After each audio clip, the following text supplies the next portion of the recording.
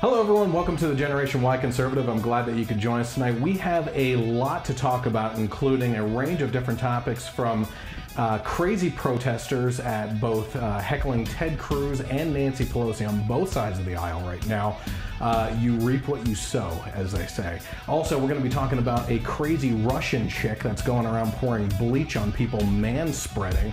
We're going to go over some hot new topics in regards to entertainment and everything, including the new trailer that dropped this week for a Marvel movie. We'll get to that first thing on the other side of the presentation here. Also, we're going to be talking big time tonight, or as Trump would say, bigly, about the Kavanaugh hearing that happened today. And we have a lot to say. I'm going to save the majority of my passion for the end of this because I had my wife close both doors to the studio here because I am going to do some screaming in regards to this whole shenanigans from the Democrats, which should be absolutely ashamed of the way that they are turning this political atmosphere in this country into a damn circus. Also, I have a special guest with me tonight, Eric. We're going to get into why he's here, besides replacing my co-host Mike for the night. But also, he has an interesting background in some of the stuff that he does, and I'm going to actually have him share a story on a political awakening, if you will. So we're going to talk about all these topics and more. This is the Generation Y Conservative Podcast.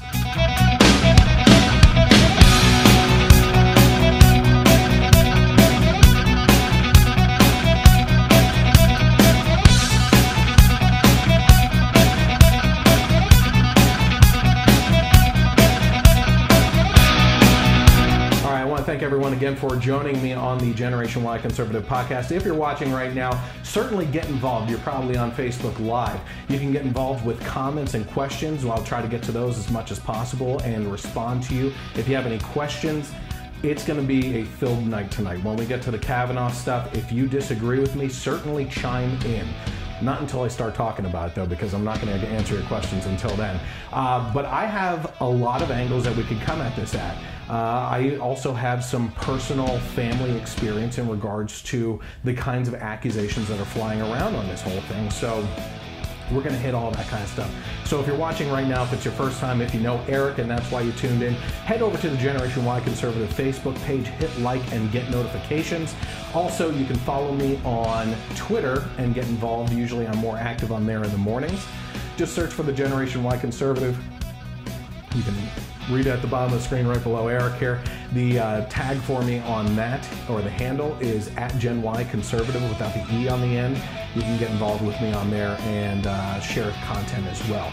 Most importantly, if you're watching the podcast right now, this is not going to be the finest HD audio and video. You just kind of get a live behind-the-scenes look as we record the podcast. Then later on, I add in pictures and videos and a bunch of other things as well to the final product that is released on multiple audio and video platforms. So the most important part that you could do while you're here watching tonight is actually go onto YouTube, search for the Generation Y Conservative, and hit subscribe, and then the bell to get notifications so you know when we push live content out, or not live content, but published videos. If you're an audio-only type podcast listener, you can actually hear this podcast rebroadcast on Sundays from 3 to 6 p.m. on KLRN Internet Radio, where they have also pushed the content to iHeartRadio, iTunes, Google Play, Spreaker, and multiple other platforms as well. So if you are a podcast listener while you're working out or at work or anything like that, you can certainly search for the Generation Y Conservative. I'm everywhere. I'm sorry. So first I want to thank Eric for being here. He has a very interesting background. We talked about this earlier and everything. We're going to get into some of the, I like to call potpourri topics. That for a second there, I did George Bush. But we'll get into some of those potpourri topics and everything, and then actually get into Eric and his background. He's certainly going to chime in on all these topics and everything anyway. But I usually typically start off with entertainment. So before we actually get into everything, let's take a look at the trailer that dropped this week. You think you can fix me? Jean, you are not broken. This is the end, beautiful friend. The mind is a fragile thing. Takes only the slightest tap to tip it in the wrong direction. This is the end. Charles, what did you do? I had to keep her stable. I protected her. From the truth?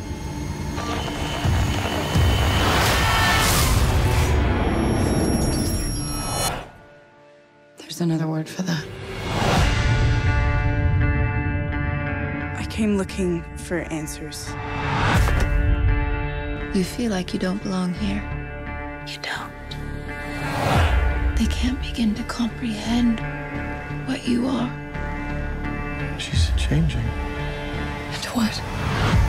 You didn't come here looking for answers. You came here looking for permission. Jean. She's all rage, pain, and it's all coming out at once. Jean lost control, but she's still our friend. This is your fault, Charles. The world is on the brink. I'm sorry I didn't stop it sooner. You're always sorry, Charles, and there's always a speech, and nobody cares. There's still hope. Don't do this. They're right to fear me. I've seen evil. And I'm looking at it now.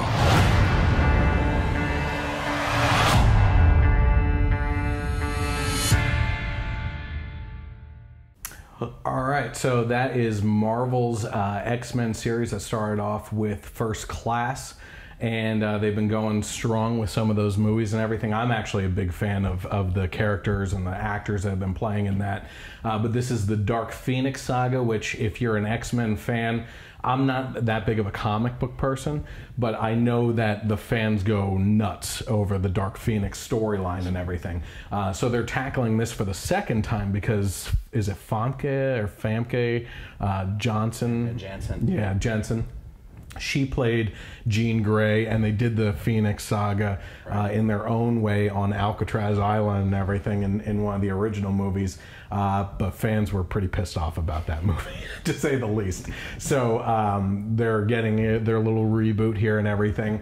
I'm personally really excited. But I think the crazy thing about this is the fact that the rights to X-Men were just officially given over this summer, basically, to Disney, right? So X-Men is no longer in its own Fox property.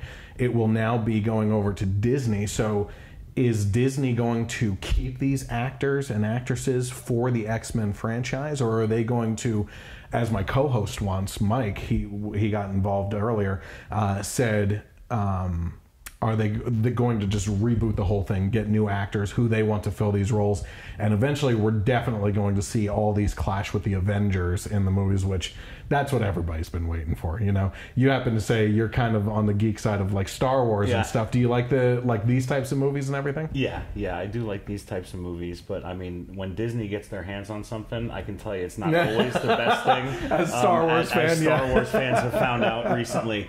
It just doesn't. Sometimes it doesn't translate very well, and it was rather disappointing for me. Yeah, lately. Yeah. The Last Jedi. Yeah, that was pretty disappointing. When I first saw it, I thought that it was okay. This is a real good movie, you know. But the more and more I watch it, I just pick it apart, and it's. I almost feel like, it's like the fanboy in me wanted to like it, you know. Yeah. There's certain Star Wars movies, mainly the original trilogy, that when you start up the movie, you want to watch it from start to finish. You want that Lucasfilm logo in the beginning, and you're going to watch until the screen jumps down into the classic song with the credits and everything. But The Last Jedi and some of the 1, 2, and 3 episodes and everything, you look for certain parts. You fast forward and you just want to watch, like in The Last Jedi, the throne room fight scene. Yes. Like, that was awesome. That was awesome. The Darth Vader scene at the end. You know what I mean?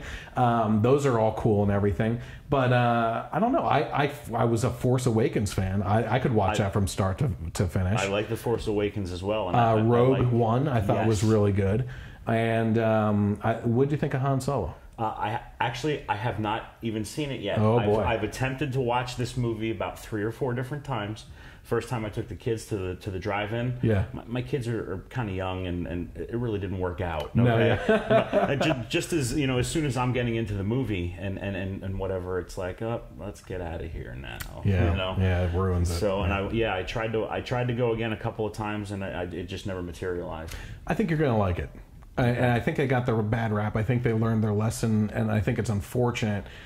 Disney was trying to push out a Star Wars movie every year, and it was just too fast, and Han Solo got a bad rap and befell to that timetable of Star Wars overload, I think. And now people are going back and watching and goes, hey, this is actually a really good movie, but now the ratings were so bad, I don't know if they're going to push for a sequel to that, but they should, because there's a storyline there, I'm interested to see it. Yeah, you'll have to let me know then. Absolutely. Okay, so let's see here. Is Chelsea your wife? Yeah. Okay, she's clapping for you. So, all right. So, or maybe she was clapping for the trailer. I don't know. Avril Lavigne. How old are you? Do you mind me asking? I'm 37. I'll be 30 in January. You're I know around my age. I know so who this Avril is Lavigne like is. late 90s? Yeah. The kind of grunge era Yep. of like whatever. She was kind of like that punkish girl with... Yes. It wasn't punk music, but it was... I don't know. She was her own category, I think, But she was always kind of that rebel chick, If you were to ask me, she would fall far left. If you just ask me off the top of my head where she falls politically and everything else, she may still be far left. I don't know. But there was a story this week that Avril Lavigne actually reemerged after a 5-year hiatus with a worship song. I read that too. So I thought that was really interesting, and she actually released a statement on Faith. Says singer-songwriter, this is according to the Daily Wire, by the way, singer-songwriter Avril Lavigne has shocked the industry by returning from a 5-year hiatus with a powerful worship song called Head Above Water. Lavigne, drawing on her battle with Lyme disease, asked God for strength throughout the song. Do you know of anybody that's ever had Lyme disease? Oh, plenty. It's debilitating to a lot of people. The friends that I have, and we spend a lot of time out in the woods, that's always a concern, always. Yep. So it's, let's see here. Throughout the song, the words, God, keep my head above water, don't let me drown, it gets harder, I'll meet you there at the altar. As I fall down to my knees, don't let me drown, don't let me drown. It says in a statement addressing the inspiration for Head Above Water, Lavigne gives some insight into her faith in God. She said, one night I thought I was dying and I had accepted that I was going to die. My mom laid with me in bed and held me. I felt like I was drowning. Under my breath, I prayed, God, please help me to keep my head above water. And in that moment, the songwriting of this album began. Apparently, she was diagnosed with Lyme disease in 2014. And according to ABC News, it says singer Avril Lavigne said she's seeing progress in her treatment for Lyme disease, which struck her last year while she was on tour. The Canadian singer, known for multiple hits in the early 2000s, oh, it was 2000s, okay, said trying to get a diagnosis was the worst time of her life.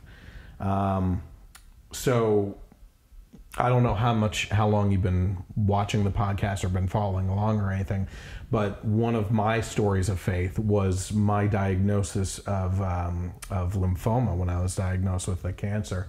And I personally had an experience myself with God that just solidified my faith. Are you a person of faith? Yes. Okay, all right. Just checking. Because here's what happened. The things led to fluid building up in my lungs and in the sac around my heart, which was literally crushing my heart inside the sac. We couldn't figure out what it was, and after a day of every single test under the sun, the last thing I did was a PET scan. And the problem was that day when I woke up, I couldn't lay back at all in a position without my breath being cut off. It felt like an elephant was sitting on my chest, or like if you had a plastic bag over your head and you get that suction and there's just no more to suck back on, you know? That's what I was feeling. Imagine that'd be totally horrifying. It is, yeah. So what happened was they tried to put me in the PET scan machine, and the nurse tried laying me back multiple times, and I kept on grabbing her by the shirt and pulling myself up, and I kept on saying, I can't lay back, I can't breathe, you know? She's like, you have to do this, and you have to lay there for at least 40 minutes for us to get a scan to know what's going on, because we don't know what's going on, why you can't breathe right now. I said, I can't sit back, let alone lay down without being able to breathe. So eventually it got to a point where I started to lay back, and I laid down and I started praying out loud, and I said, God, please help me to breathe. Just please help me to breathe. And the only way I can describe it is like if I was standing up and someone came with a warming blanket and wrapped it around me and held me. That's what the sensation was like. But for 40 minutes, I breathed absolutely fine with no hindrance at all. And then the second that table started coming back out, it hit me again. I had to slide myself out and pull on her to get back up again to start breathing. And for a long time there, I couldn't tell that story without tearing up and crying. I mean, I was literally crying that day, telling that story to two of my pastors when I got back up to the hotel room. What I found interesting is that I had some atheist friends, and one specifically, I forget exactly which one it was. Oh no, I do remember who it is. I told that story to as a story of faith. And I always hope that it touches someone and makes them think, you know? Because I'm not BSing them at all on this. And they sat there and looked at me and said, wow,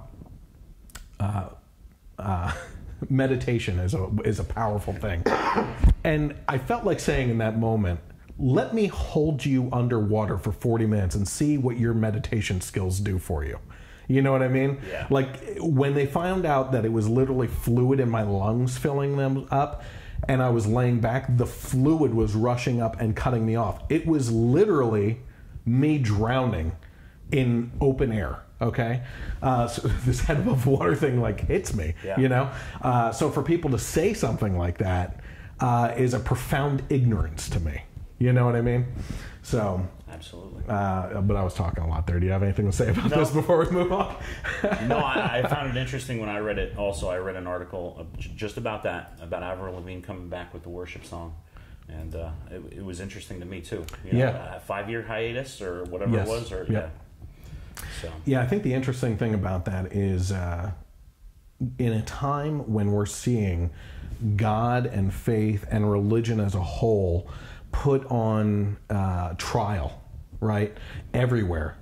You know, crosses are being taken down out of public squares. You can't have shows in schools of the Pilgrims on Thanksgiving. Only the Indians or Native Americans, sorry, no, I don't want to be on PC, showing up in the schools and everything. Or you can't have a Christmas tree or anything. Like, they're trying to destroy religion because, honestly, they want the government to be their religion. Right? This whole PC movement, the whole, like everything has someone to pin the blame on and everything.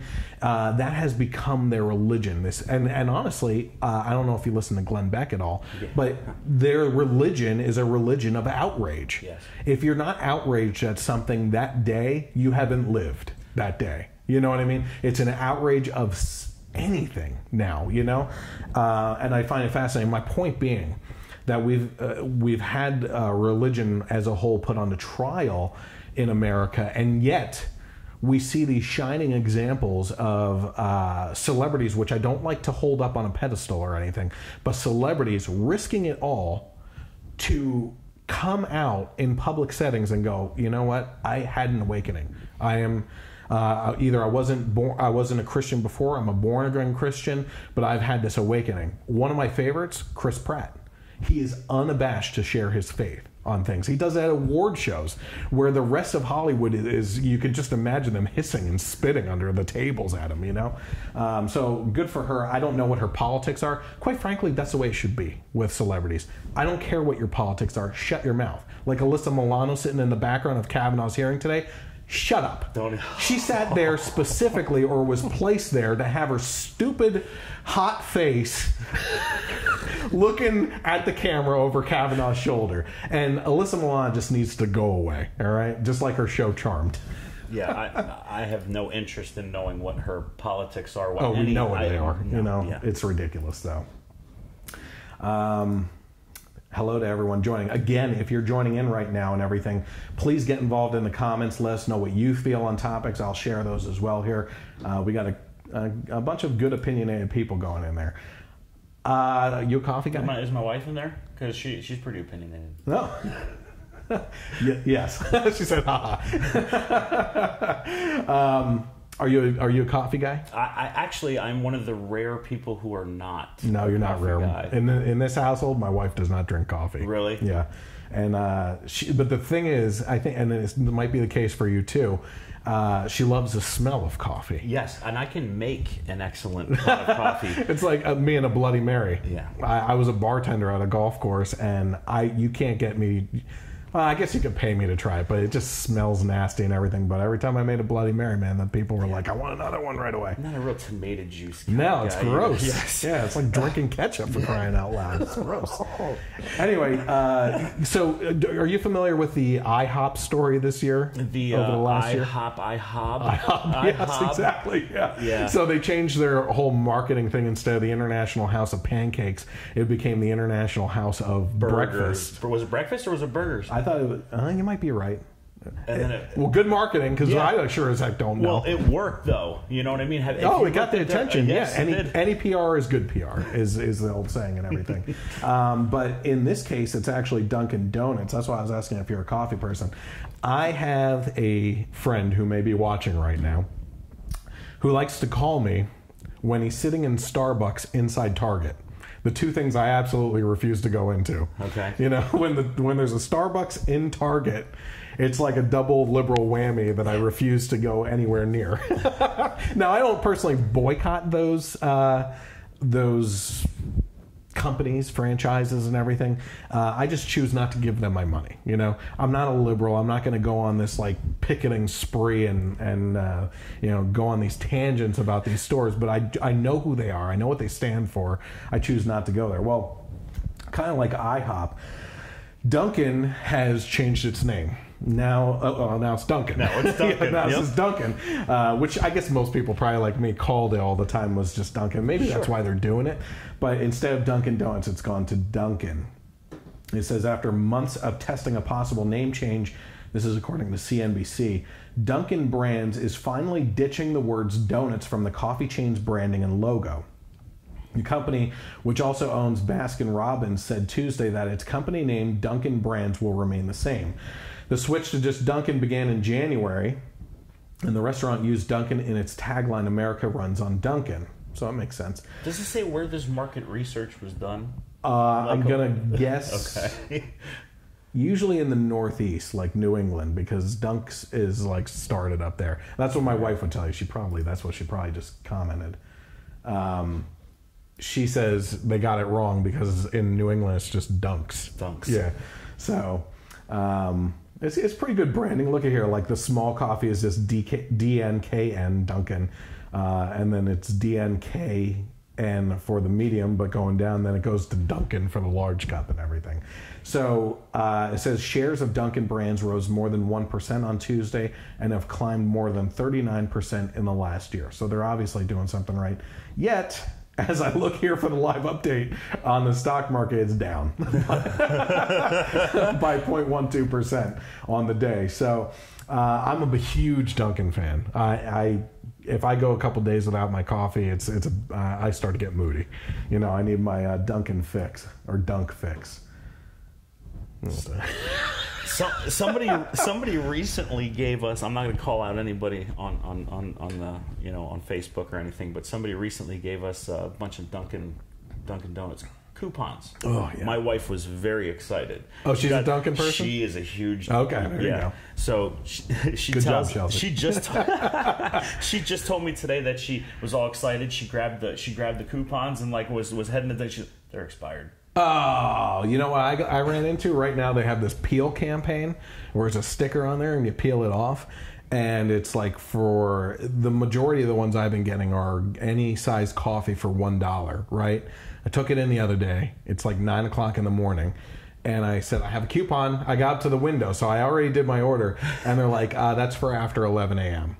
I was like, excuse me? I look at it, and in the smallest writing underneath everything else, after 9 a.m. or 11 a.m. only. I'm like, you sons of guns. Oh, my gosh. I was pretty upset about that.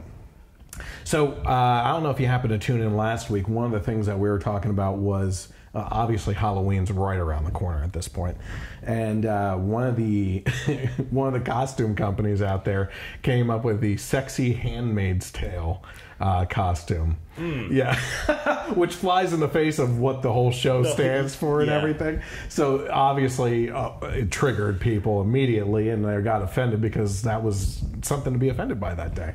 But now another company called Yandy's is sparking outrage on Twitter with a whole line of sexy Native American outfits. At least they said Native American. Not just one costume. Oh, no. An entire line. Oh, yeah. I mean, there's multiple. I hate Okay. I hate looking at all these pictures of sexy Native American costumes, but there's a bunch. Yeah. So it says here, online lingerie company on top of that.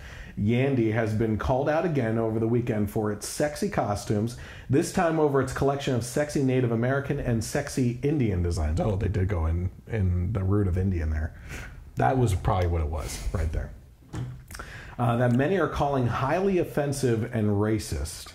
By the way, one of my liberal friends posted a video this week of a black gentleman walking around in a T-shirt that was parodying the Redskins logo for the football team. Okay. And it had a white guy's face in it, and it said Caucasian. He's laughing. That's exactly what I did. I have a very sick sense of humor, almost. I mean, I find a lot of things. Oh, so do I. Yeah, that should be politically, right. incorrect. Yeah. I find them to be very humorous on both sides of the aisle. Yeah. You know what I mean, type of thing. Yeah. So, but why are you laughing? Because anything parodying something else is. Isn't that what the joke is? Exactly. Right? Are you offended? Precisely. Are you offended by a white guy's face that says Caucasian on it? No. In the form of the Redskins logo? No. So this guy, and I'll throw in the video. I'll find that video and I'll throw it on here. This guy did a video of him walking around in public with it, and instead of showing the reactions of the people, went on to tell the first person I encountered said this and said F you. The second person said this. No evidence of what they said, right? Just him recollecting what they said. And I'm sorry. In today's day and age, when you're going around looking for a reaction, everybody has a GoPro strapped to them, or cell phone video or something like that. I'm not going to go on this guy's word, because the first time I saw the shirt, I started cracking up like you. I thought it was funny. I don't know of any white person that would look at that and go, that's really offensive. That's bullcrap. Yeah. BS, man. There's no way. I laughed my butt off when I saw it. As a matter of fact, I was thinking about going and buying one because I think it's funny. It takes a lot to offend me, and I find that quite humorous. Today was an offensive day. Today was an offensive day. We're going to get to that. Yes. So anyway, it says... this comes less than a week after Yandy was called out for its sexy Handmaid's Tale inspired costume. The company pulled the costume from the website after the backlash and issued a statement saying it had become obvious that our Yandy Brave Red Maiden costume is being seen as a symbol of women's oppression. So it was the same company. Yeah. So they didn't learn the first time that they were going to receive all this backlash. What did we learn about, what were we talking about before? Oh, IHOP. Yeah. Any PR is good PR. PR is good PR. So they're back in the news again. And you know what? I don't know if they took that sexy Handmaid's Tale costume off the website. I hope they didn't. Because this is capitalism at its finest. I'm sorry. If you're offended by it, are you going to buy it? No. If you think it's sexy or, you know what I mean? I don't know. Yeah.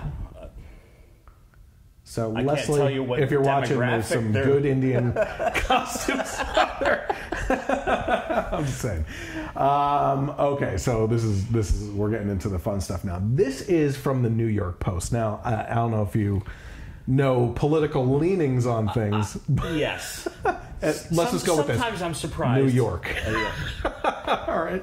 So the New York Post is a very liberal-leaning newspaper organization. Sorry, I said newspapers. Those are old things that people used to open up and read. They're not really around too much anymore unless you're packing for the move like we just did.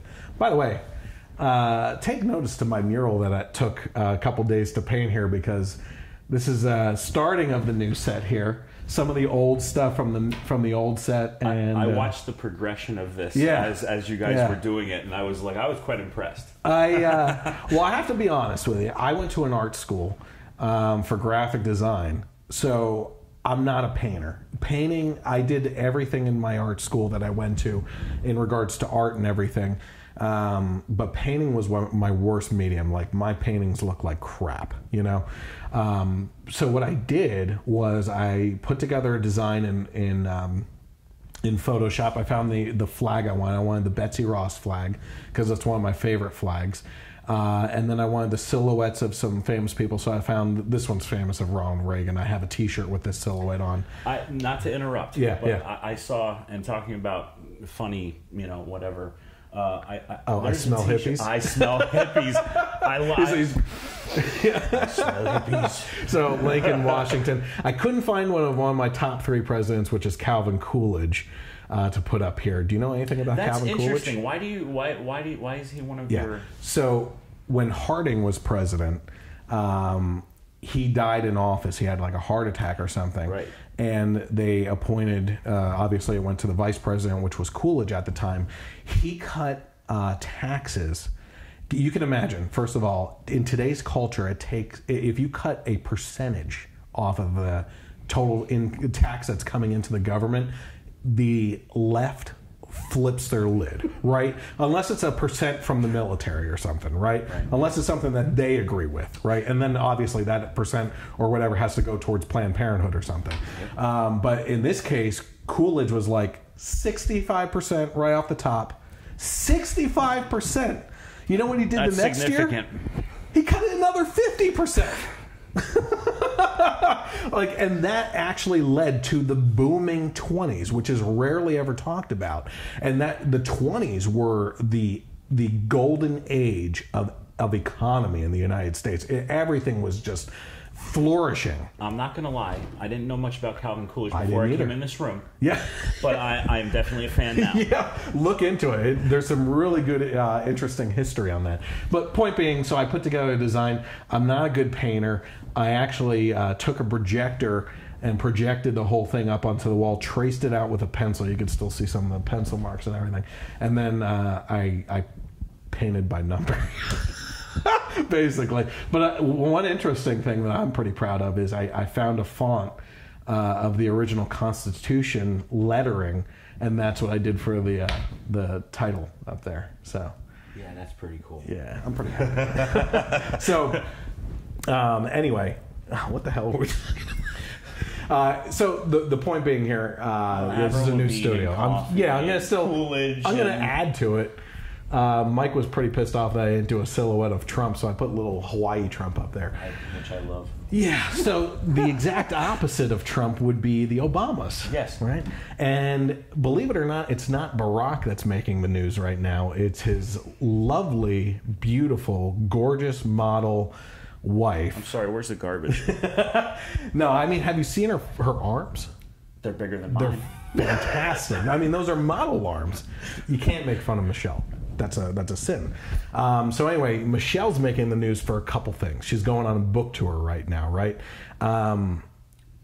What's the biggest concert you've ever been to? Biggest? You're a heavy metal dude, aren't you? I mean, I am, but I go all different ways. I mean, I saw Pearl Jam a bunch of times. They were real good.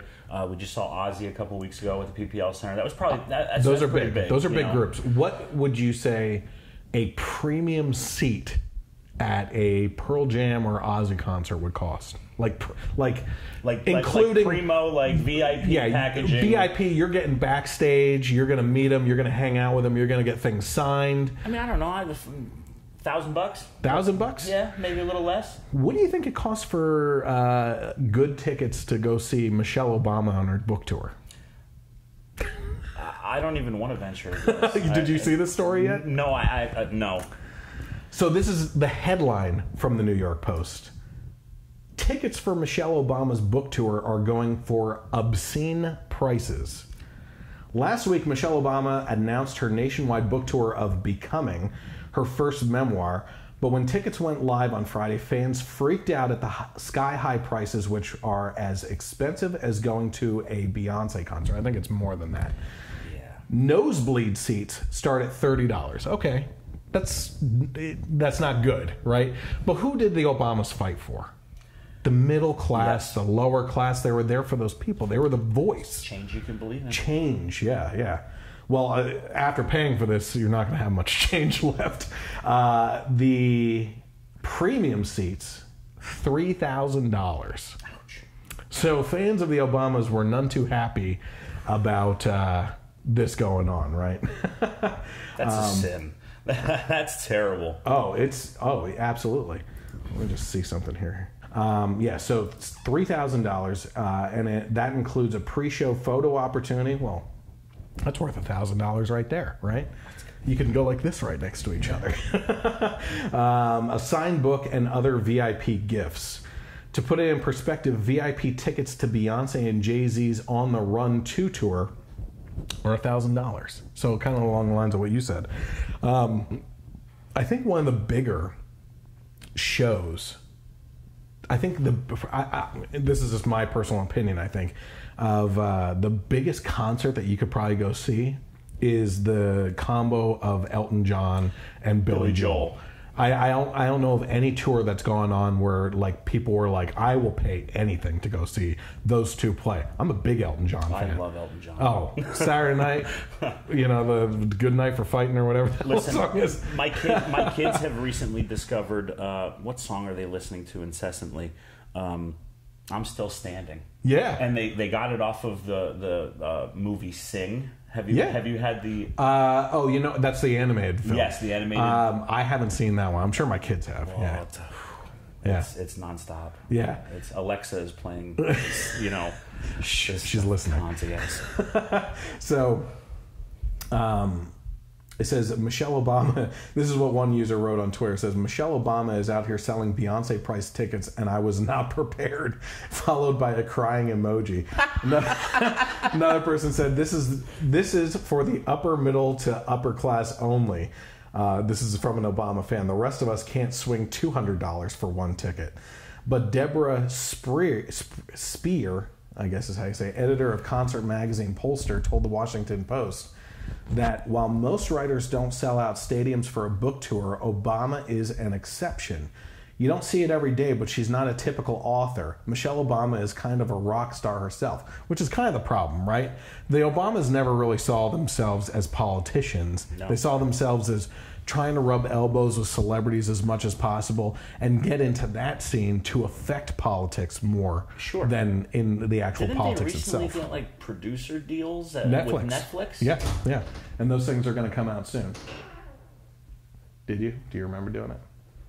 Okay. I just wanted to make sure. Thanks, producer. It says the former First Lady's 10-city book tour, which is promoted as an intimate conversation.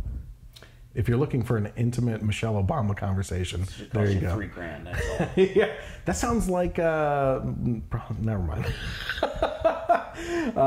So she's going to 10 different cities. It looks like the Obamas are going to be making a little bit of money off of this, So screw the middle class and lower class. They can't get in and rub elbows. They need to eat their arugula on the side. Capitalism is bad. Yeah. Socialism is the way to go, right? Yeah, absolutely. Your wife said the boys sing them. And we got a couple people waving to us. So excellent. All right. So that's Michelle on her book tour. But while she was out there, this is another one from the Daily Wire. It says Michelle Obama to young Democrat voters: a lack of knowledge doesn't disqualify you from voting. So, I mean, you could take it from me, or you could take it from Michelle herself. And trust me. And here's something I just want to make sure people understand. Voting does not require any kind of special expertise. You know, you don't need to have some fancy degree to be qualified to vote. You don't have to read every news article to be qualified to vote. You know what you need to be qualified to vote? You need to be a citizen. You know, you need to be a part of this country.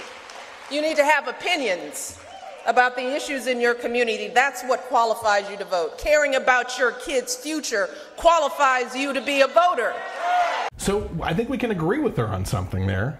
Citizen to vote. Yeah. And what do you if you need to be a citizen to vote, what do you think would prove your citizenship? That would be a valid idea. No kidding. And what the Democrats are always saying, you shouldn't have to have an ID to vote. Well, how else are you going to prove that you're a citizen? And clearly right now, Michelle has stumbled upon some words that she probably shouldn't have used in her speech here, that you should be a citizen to vote. Which is against her party rule of trying to get as many people in the country as possible to vote despite citizenship, right? The other thing I would agree with her on is you don't need to know anything to vote Democrat. I agree with her on that too. I agree with that too. Here's what I said in one of my other podcasts is I find it terribly easy to be a liberal. And I think you're going to get into this later with your own personal story and everything. I find it easy to be a liberal because all you have to do is regurgitate what your teachers and the media are telling you is correct, right? Because you are being told what to think, not how to think, right? I think it's incredibly much more courageous to stand on facts and research and actually look into what's going on and formulate an opinion and be able to present that opinion through facts and statistics and information without getting emotional about things. And that's all the left has anymore is, well, support your opinion. It's an emotional like crap fest of flinging stuff and mud throwing and everything else. Like you can't have a conversation with them because they're going to accuse you of being a misogynist, a sexist, a rapist in some cases, like we're going to see later on, a racist, right? A racist, and all these other things. It's all just name calling because it takes a level of intelligence and actual research to actually sit there and say, okay, here's why I feel that way. If you look back on history, ... If you look at the statistics, ... right? Instead, they don't have that because they've just been told surface level information on what to think, right? Whereas conservatives know how to think. You know, it's not easy being against the grain in a political culture where right now people's lives are being threatened because you support Trump, because you're pro-life, right? Because you support lower taxes and a smaller government and everything. There's some politicians that can't even go out to dinner anymore, we're going to see, without being heckled and their lives threatened and everything for having a political opinion. And you have to have the courage to stand there and say, listen, this is my opinion. This country is formed based on the basis that we all have different opinions and we can come together civilly and have this discourse so that we can form a better government by taking a little bit from everybody and using the best pieces of compassion and economic savviness and everything else and put that together in what has always been considered a melting pot, right? I guess some would disagree with that civil rights movement and everything, but in the end, we as a country have learned from our mistakes, and I've always said that too, which is, yes, we've had a horrible history in some certain areas and everything, but we've also learned from that. And if you're unable to look past those negative aspects that every country has, right?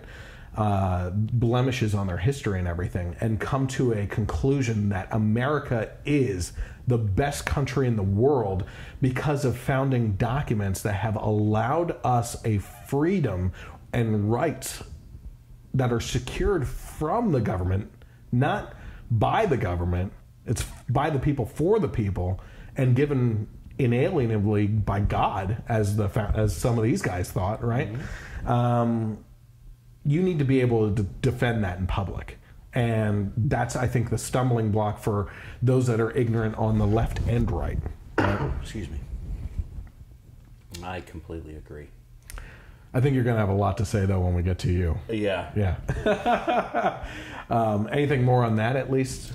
We're specifically talking about Michelle talking to that you don't need experience. You don't need to know anything about politics to get out there and vote. I think that's like absolutely disgusting, honestly. Yeah. I really don't. You have to have some kind of a. Go ahead. Sorry. What? No, are you Chris Atkins?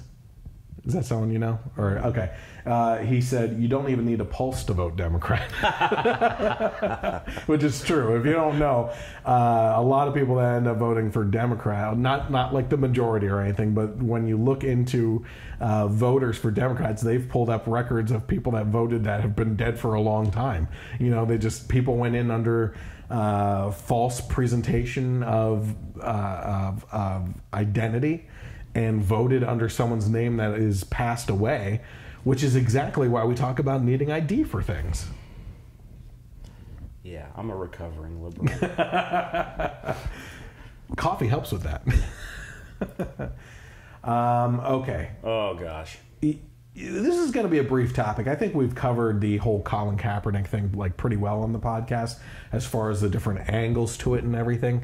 But my co-host Mike brought my attention to this article, which I found very perplexing. I don't understand what the heck is going on with it. But it says it's a Yahoo Sports article, and it says Nike has donated 3 times as much money to Republicans as Democrats. I read that as well. I didn't understand. I don't understand it. Yeah, it doesn't make any sense to me. Okay, it says Nike, this is an update as of 2 days ago. It says Nike is rejecting the inclusion of co-founder Phil Knight's political contributions in a report from the Center for Responsive Politics.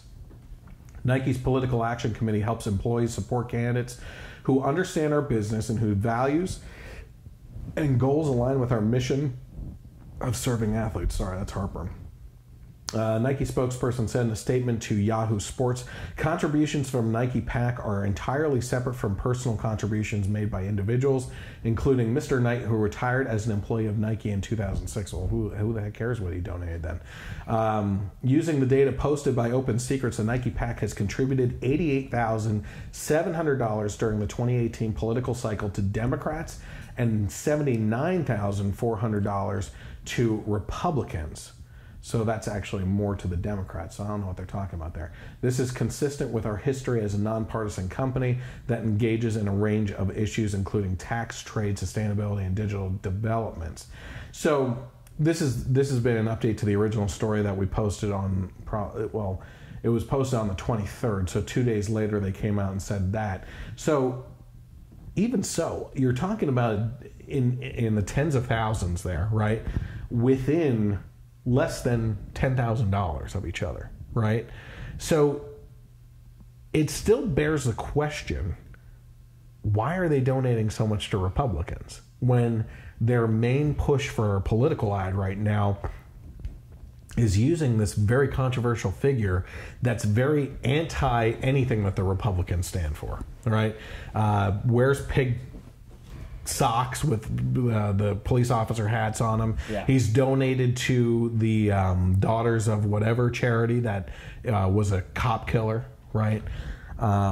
He has come out and just blatantly said just demeaning things about the country, you know? So I find it fascinating that they would actually donate to Republicans too. Now, do you have any theories on that at all? I really can't. I can't figure it out. Honestly, I've tried. I mean, Kaepernick, I really wasn't here for, didn't listen to your most recent podcast about this situation. Oh, this is the first time I'm covering this. This one? Okay. Yeah. How about just the protests in general? Protests in general, touched on any of that? Oh, all the time. I mean, I just don't see, like, sports athletes, professional athletes going out and really making a difference in their own communities when the cameras aren't on them. Yeah, no kidding. You know what I mean? Actually, there's one. And the cameras have been on him, but I think he has been doing it from the heart.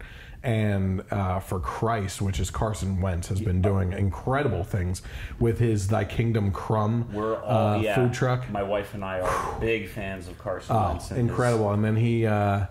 I don't even want to go into it on the one story of the two kids. Yes. Yeah. Oh man. But I think I did that post gets you it. in the feels. That one. Oh yeah, because of my own personal experience with cancer and everything. But I think I posted that on my page. So if you want to know that story about Carson Wentz and God's influence and putting the right people in front of you at the right time, just. There are no coincidences in life. If you're a person of faith, you know that. Here's my positioning on this whole Kaepernick thing. Nike is a big company, right? I think as a company, they understand that the political party that's going to be most economically sound and savvy to their type of business that's going to foster or nurture the money-making aspect of them to continue as a company without hindering them is going to be the Republican Party, right?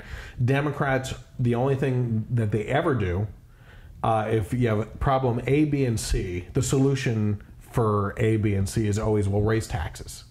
I don't see any solutions, including from the whole Kavanaugh thing, of any other thing, right? Well, actually, and I'm not saying that they're saying raise taxes because of Kavanaugh. I'm just saying, like, they don't provide solutions. They're good at identifying what they believe are problems, right? But I don't see solutions from them, right?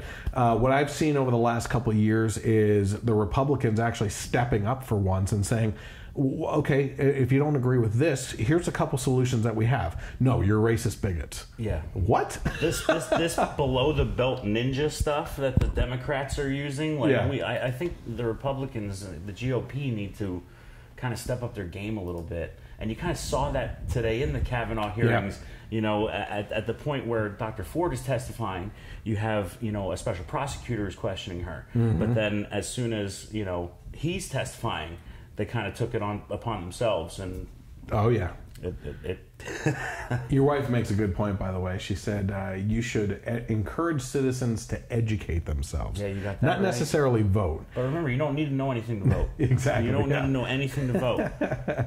Chelsea, I'm informing you, you'll be voting for Donald Trump in 2020. And that's the way it goes. No.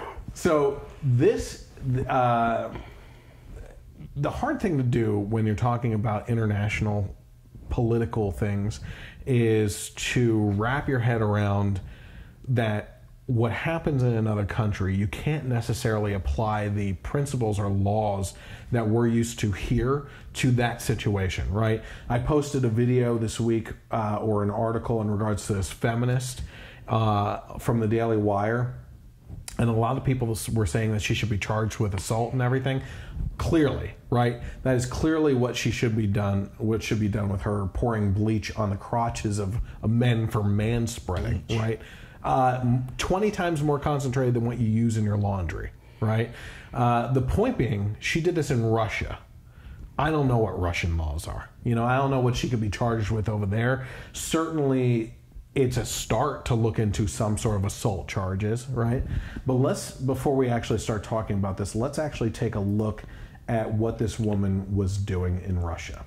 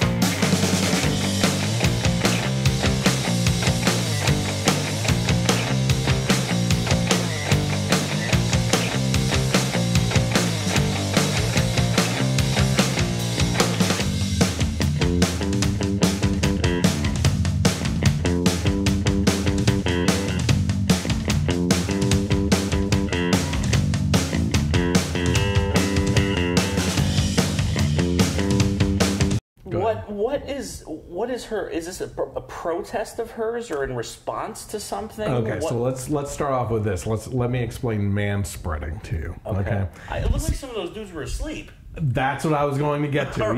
Yeah, exactly. So in this case, manspreading is when a guy just sits there with his legs naturally falling open, right? Okay. And I'm sure like women can do that too, or can sit like that. It's considered inappropriate, especially if we're wearing a skirt or something, which I don't know if they know is you have control over what you wear, right? So if you want to wear slacks or something like that and sit with your legs open because that's more comfortable, I personally have no problem with that. You know what I mean? But the feminist movement has deemed this as the term manspreading, right? Because they consider it it's like this symbolic nature. My wife was very confused last night as I was trying to explain this to her. She's like, I can understand if you're in a crowded subway car and like there's no sitting room and everything, why you wouldn't want someone sitting with their legs open. And in her mind, because she is a sane individual and not a crazy left-wing feminist that has to be outraged over everything, she is thinking space confinement, right? You don't want your legs spread open because then people can't sit comfortably next to you. They have to kind of like sit sideways and whatnot. That's not the case with this. Well, that would be a logical explanation, right? From a sane person. What I just watched with you there defies all logic. Oh yes, absolutely. So what they're trying to say though is that a manspreading is symbolically showing his power through his manhood. That he's trying to prove that he's the king of the jungle, basically, type thing, by opening his legs to his crotch area. Because a phallic symbol is a symbol of power, which is absolutely true. But this had to have taken place on different trains, different days over the course of whatever. Yeah. Okay, because if this... And this is the first of a series. The next one, she's going to go to Moscow. There's more. Not yet. She's saying that they're going to do more in Moscow. That's what it says at the end of the video. I cut the video shorter because that was actually a much longer video. She did it to over 70 people. And this is in Russia. In Russia, well, yeah. I would be concerned that I would be disappearing before that would happen. Oh, yeah. You know what I mean? Oh, yeah. Yeah. So to your point, though, at least 3 individuals in that video were sleeping, right? Yes. I've seen videos of people sleeping on airplanes that end up on a total stranger's shoulder with their head because they're sleeping. They have no control over their body at that point. They just become like a rag doll, you know? And I'm sure that they fell into a natural sitting position of just trying to get some damn sleep. Instead, they have this stupid woman, feminist, pouring concentrated bleach. And like I said, they said that this concentration was 20 times more powerful than that of the bleach that you use in your washing machine for whites, right? My point to this is also beyond just the absolute absurdity and stupidity of these women that do this, is the fact that if it's that concentrated, that can get in your eyes. There's people that have skin reactions to different things. Like, that could seriously harm someone, you know? A heck of a lot more than your bruised ego over manspreading, you know? I agree. Somebody did that to me on a train, subway, bus. Oh. I'll take that ball and squirt it right in their freaking eyes. I swear to you. I'll smash it over their head. Yeah, seriously. So, so it says, here's a little bit more. Oh, jeez. Mike would be here laughing at me trying to say this name. Feminist activist and Russian law student Anna Dovgolyak. Yeah, there you go. Has taken to pouring a bleach and water mixture on the crotches of unsuspecting men on the St. Petersburg metro for their anti-feminist sin of manspreading. How this fights the patriarchy exactly remains to be unclear. In a video manifesto, she said that she dumps a mixture containing in a water bottle onto over 60 men's crotches. Most are too stunned to react, but others attempt to confront her for abhorrent actions. Yeah, I think there's 2 reactions that you can have, right? There's the there's the in shock reaction, which where I'm you're sure just the like, people who were sleeping what? woke up that way. Yeah, if they woke up at all. I think you see a couple men there just sitting there like, what? And then there's others where she is a coward feminist and runs off the train, right? As soon as she does it, and the guys are chasing her down and everything. But I don't know if you know this, but there's no difference between men and women, so I don't know why she just didn't stand her ground. She could have taken him. She's a woman. Absolutely. You know? Hear her roar. But so there's those two reactions. There's fight or flight, I guess. Flight would be this kind of just in shock, right, that this is happening. Funny enough, that kind of reaction happened to my wife this week. They were out in a place where these stupid freaking lantern flies are getting infested all over the place, and she thought my daughters were in the car, and my wife was there in the driver's seat, and they were parked.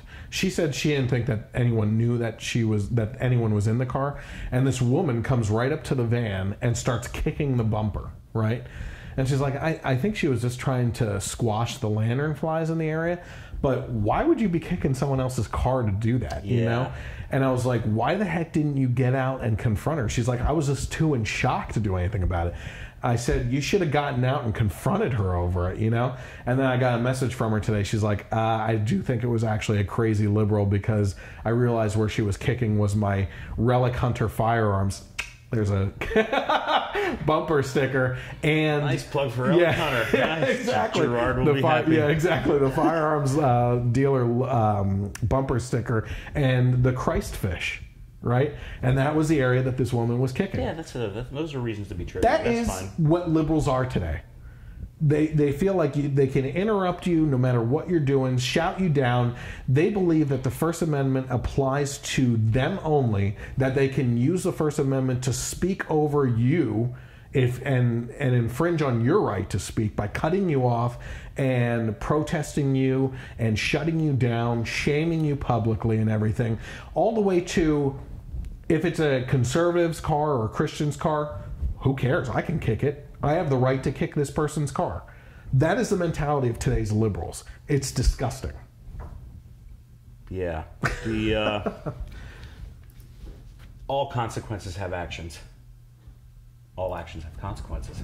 Yeah, all elections have consequences. All elections have consequences. Absolutely. So, yeah, that's just one crazy feminist. Here's something pretty interesting here. Do you follow Unbiased America? No, never heard of it, actually. If you're online right now, go to Facebook and follow Unbiased America, because they typically post thought-intriguing articles from as much of an unbiased point of view as possible. Right. And it's I have a little bit of a concern about this, but at the same time it should be an indication of a good economy. But it's kind of it would seem to me like it would be like watered down if it was kind of in the middle, you know what I mean? Yeah, well, I think it's the way that I think that Unbiased America presents topics the way that teachers should present topics, which is, here's what's happening. Tell me how you feel about it. And leave your opinion out of it. No. Give me, if you're a student, give me your opinion, and I'll grade you based on your ability to argue the point. I meant the teacher. Right, yeah, teachers shouldn't give in their political opinions at all. But here's what the Unbiased America had to say yesterday. It says that the Fed raises rates, signaling end of accommodative low interest rates. So, I'm glad I bought my home a couple weeks ago. It says the Federal Reserve hiked its benchmark interest rate a quarter point from 2% to 2.25%, and for the first time in years removed language from its guidance saying that the stance of monetary policy remains accommodative. So this is the language that they were using, being accommodative to the people to help them out with everything. So that was verb verbiage that it was in regards to the rates and how they approach everything. I wish I had Ben, my former coworker, who is all about the stock market, who could tell me most of this stuff too. It says, ever since the early days of the financial crisis and through the Obama presidency, the Federal Reserve has been keeping rates lower than would otherwise be the case, which is known as an accommodative monetary policy. Advocates say it stimulated the economy and helped end the recession. Critics contend it fueled asset bubbles and artificially propped up the economy, which has always been a concern. Typically after deflation comes massive inflation, depending on how fast things grow. So you don't want that's been a concern for the Trump economy, is you don't want the economy to do too well. That sounds crazy, but if it shoots up and you're getting a false sense of overall direction, it's kind of like Al Gore's hockey stick for the global warming stuff, right? He projected over the course of 10 years this massive astronomical incline in temperatures. Those 10 years have come and gone, if I'm not mistaken. They were very close. I hope you haven't been up to New York City because it's underwater. I have not been. As of 2016. Oh, man. I guess I'm not going. So it says in December 2015, the Fed finally began raising the short-term rate and has done so 8 times since then. However, rates remain below market, and each Fed meeting has accompanied by a statement affirming that the stance of monetary policy remains accommodative. That ended with today's latest statement, which for the first time in years excluded the key statement about accommodative policy. Committee members also indicated that it's likely the funds rate would remain for 2 years above what they term the long-term neutral rate that is neither restrictive nor stimulative. In other words, monetary policy that had been stimulative during the Obama years will now be restrictive during the Trump presidency. The reason for the shift was also alluded to in the Fed statement. The economy has strengthened. Indeed, the Fed today increased its forecast for the GDP growth in 2018 from 2.8% to 3.1%. If that forecast comes to fruition, it would be the first full year with growth above 3% since 2005. It's a long time. Yeah, no kidding. So in this whole case here, what they're saying is Obama, it's very basic, and I'm going to make it very basic here, but Obama's economy needed stimulation. Yes. It's going to be restrictive under Trump for accommodative rates and everything because the economy is just doing so well. You don't need the Fed to step in and keep on pumping money into the economy to prop it up with artificial bubbles and all. Like they had to do with Obama. Yes, yes. So what we're looking at is it could be dangerous, right? To ease off very fast. I don't know what their plans are on percentage-wise, how they ease off or anything, but it's something to certainly keep an eye out on because with a great economy comes great responsibility. I guess, I don't know, you know. So my wife and I had a different perspective of the when the recession was going on. We bought our home in 2011. Okay, we both work for a nonprofit, so we're not making tons of money. Okay, but I'm watching people lose their homes, and now magically I can afford one. Do you know what I mean? That was the only way we were going to ever get into the real estate game. So it looked good for you under the Obama presidency. It did. Yeah, it did. Yeah, but horrifying to watch, like my parents lose their house and people that we know lose their houses, and you know. Well, we'll get into that a little bit more as soon as we get through with some of the protesting stuff, right? I like protests. This country was founded on protests. Come on. It's technically peaceful protests, you know. But where was I going with this? Oh.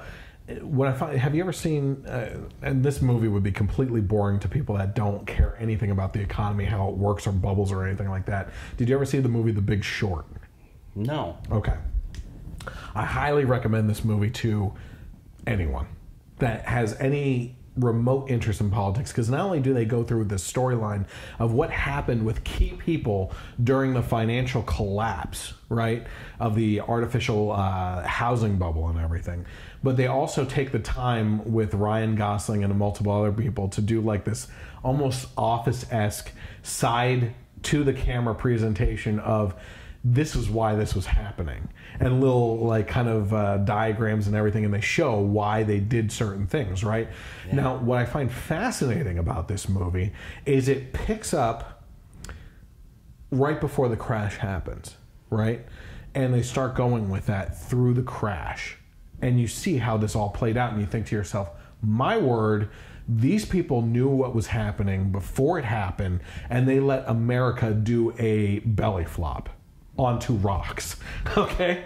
And I found it fascinating, but at the same time, there's an article out there, believe it or not, by the New York Times, and I always tell people this, that people that blame the economic bubble collapse under the Bush administration, I always tell them, do me a favor, go home, Google search New York Times, September 1999, Fannie Mae, Freddie Mac. That's a lot to remember. Let's do it again. New York Times, September 1999, Freddie Mae and Freddie Mac and Fannie Mae. Yeah. Yep. So Google that, right? This article from the New York Times literally does a job of going through and talking about how the Clinton administration is doing this fantastic idea of penalizing banks through a point penalty system if they don't set up shop in urban areas and give subprime mortgage loans to people. Because every American should have the opportunity to own a house. And then you wonder why this housing bubble collapsed? Sure. They were praising the Clinton administration for doing this. And, you know, something like that, you don't just say that this happens and then the next day or the next week or something like that, that the whole thing collapses, right? It takes time because these people are buying houses. In The Big Short, this stripper literally said, I have like 4 properties. What am I going to do now? My life is over. She could afford that because of the subprime mortgage loans that they were getting that had these fluctuating insurance rates on them and everything, that one day you're paying 2% and then all of a sudden the economy collapses and you're up to like 20%. Yeah, I was going to say 18 or 20%. Sure. It's amazing that they sat there and the New York Times and other media sat there and said, praised the Clinton administration up and down. This is fantastic because now people that couldn't afford mortgages before will be able to afford a home. And what happens? Takes time, collapses under the Bush administration, and they blame Bush. Now, I'm not a big Bush fan. I think he royally effed up a lot, okay? The whole Patriot Act, I was for it. I fought actively for people saying that the Patriot Act was a good idea. It was a horrible idea. Because when you give the government the ability to fundamentally control any aspect of American life, they don't see that as that they can do this. They see it as that they can use that as a foundation and build up from there. Because what Bush started, Obama built on and was spying on all Americans through massive data collection centers out in Utah that collected every single piece of digital information that we sent down to our text messages, our phone calls, our emails, and everything, whether you were guilty of something or not. At least under the Bush administration, it took calls from terrorist-related countries or known countries that dealt with terrorists to raise a red flag. Why is this person getting a call from Saudi Arabia, right? That would raise a flag. You would have to go to a judge to ask for a warrant to start tapping that individual. Mm-hmm. And only then, once it was approved, were you allowed to actually go and do this. Under Obama, if they said, hey, this guy is, well, there were a lot of terrorist attacks in the United States.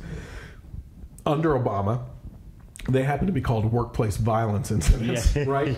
And that's the truth. I mean, it was the Pulse nightclub. It was down in Texas. San Bernardino. San Bernardino was a huge one. So let's take San Bernardino as a prime example. That's prime workplace violence right there. Yep. So let's go with San Bernardino. Obviously, the neighbors saw something was going on and they were afraid to report it because they didn't want to be seen as racist, because that's where our PC culture has gotten us. Now, that PC culture literally led to the killing of people, right? Not their fault. It's the mentality and the projection by the Democrats in power that if you even question anybody of a Muslim descent, you're a racist. So they didn't go to the officials on that and start anything, which plays into this whole type of mentality that we're going to be talking about with Kavanaugh and Ford, that she didn't come out for years to say that. Same mentality right there, right? She, as a victim, is going to be seen as, damn it, I forgot to download this one video of what the Democrats used to say about Monica Lewinsky. Remind me to bring that up, because it would be shocking to people. They called her like a attention slut and stuff like that. That was from Bill Maher, right? The left at the time. And they said that the one that should apologize is Monica Lewinsky, not Bill Clinton, before he actually said, yeah, I did have sexual relations. Anyway, so the point being, in the Patriot Act, if Obama actually cared, he could have taken the records and all the digital information from every single neighbor in the vicinity, the whole neighborhood. He could take the whole city and say, well, he lived there. I'm just going to take everybody's records and have people look through them, you know?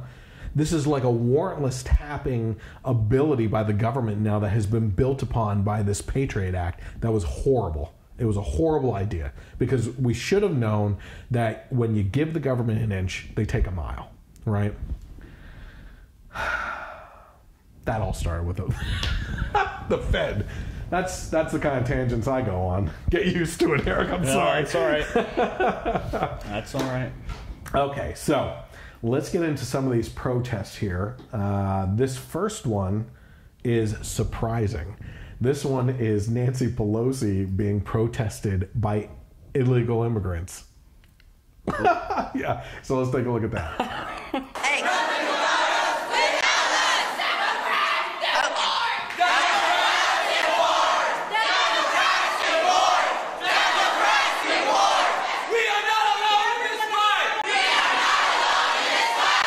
Okay, you've asked some questions. Okay. I totally agree with you. But as we fight the fight for the Dreamers, which is our... Do you want to listen or do you just want to shout? Yeah, I got it. As we fight the fight...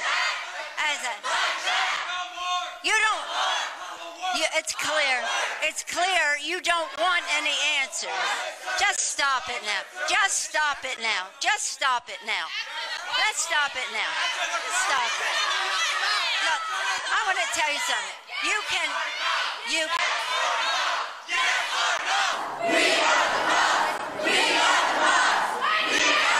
Why do we do this? Since you don't want to listen, we'll have to just go. You don't want to.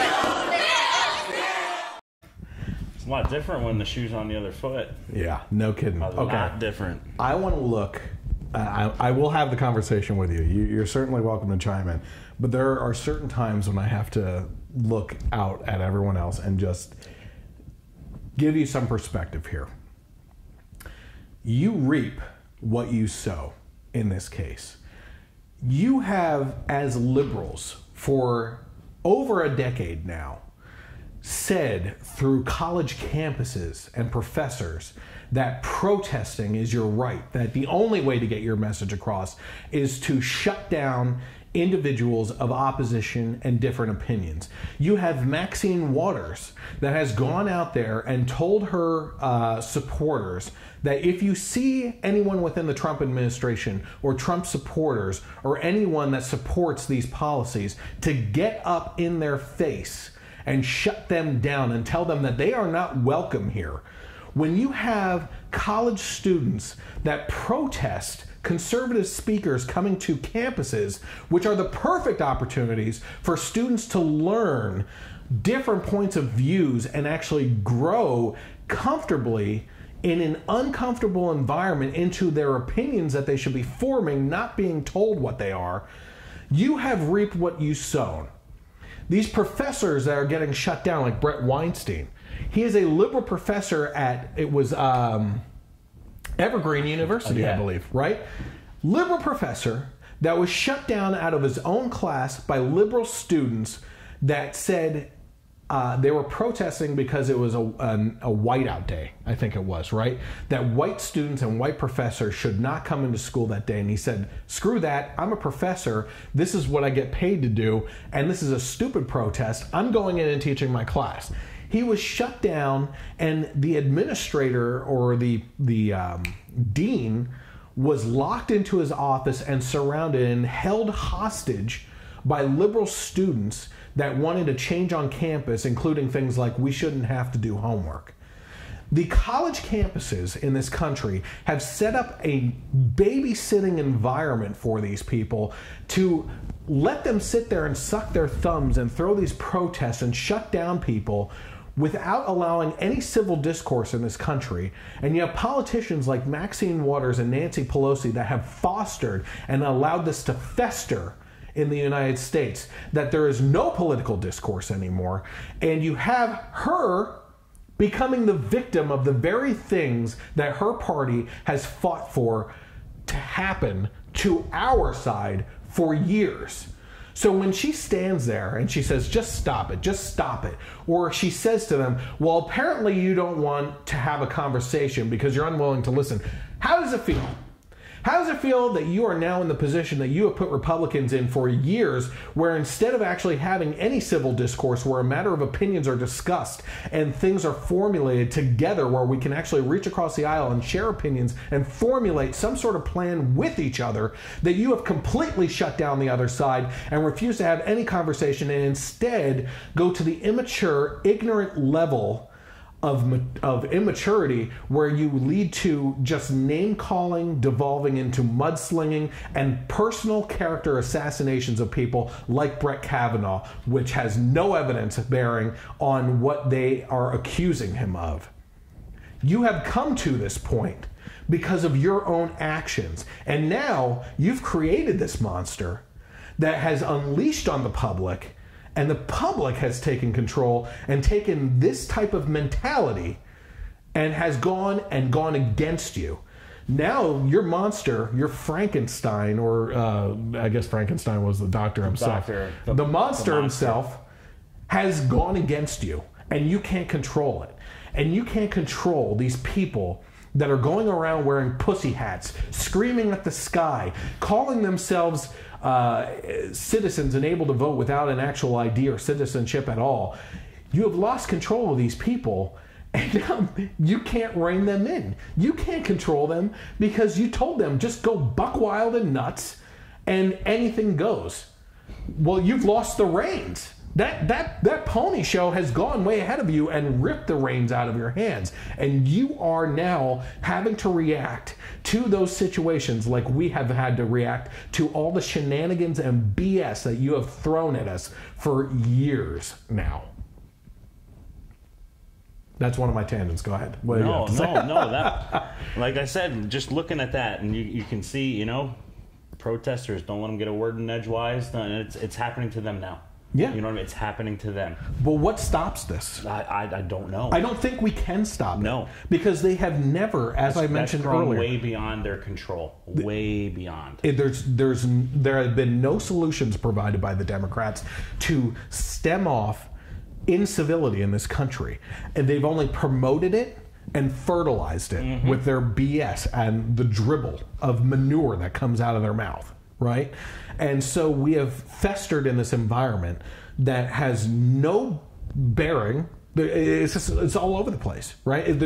If I were to tell you what direction do the Democrats want us to go in this country, what is it? I don't know. Because we're going off and the illegals should be able to vote. There shouldn't be borders, but we should be taxing people higher. We should be taxing the rich more to support people for national education, national health care. Well, how do you tax more people if you have open borders and no program in place to track who the people are? How do you tax them? You don't. You can't. So what you end up doing is taxing the people damn near 100% of their income to support an ever fluid society that's coming and going through a non-existing border situation anymore. They can't have it both ways. No. It's unbelievable to me. So that is what happened to Nancy Pelosi. Good. But again, what is the solution to this? How do we, as political parties, have civil discourse, return to civil discourse in this country where, not like an Aaron Burr situation where we step outside and duel each other and shoot at each other or anything? Maybe that's what it's going to. I don't know. I find it fascinating that the left is calling for a civil war in this country against the people that have the guns. We can go back to 1861 and just start shooting each other all over the place with muskets, and that's fine. Drives me nuts. So that is what happened to Nancy Pelosi. Here's what happened to Ted Cruz this week. Senator, I have a right to know what your position is on Brett Kavanaugh. God bless you, ma'am. Bless you as well. I really appreciate you. I'm a survivor of sexual assault, ma'am. I believe all survivors. There are now 3 people who have come forward and who have said that Brett Kavanaugh has attacked them. I know that you're close friends with him. Could you talk to him about that? Could you talk to him about his position? We believe survivors. We believe survivors. We believe survivors. We believe survivors. We believe survivors. We believe survivors. Bagel is way hotter than you do. We believe survivors. We believe survivors. We believe survivors. God bless you. Excuse me. Let my wife through. We believe survivors. For God, we believe survivors. We believe survivors.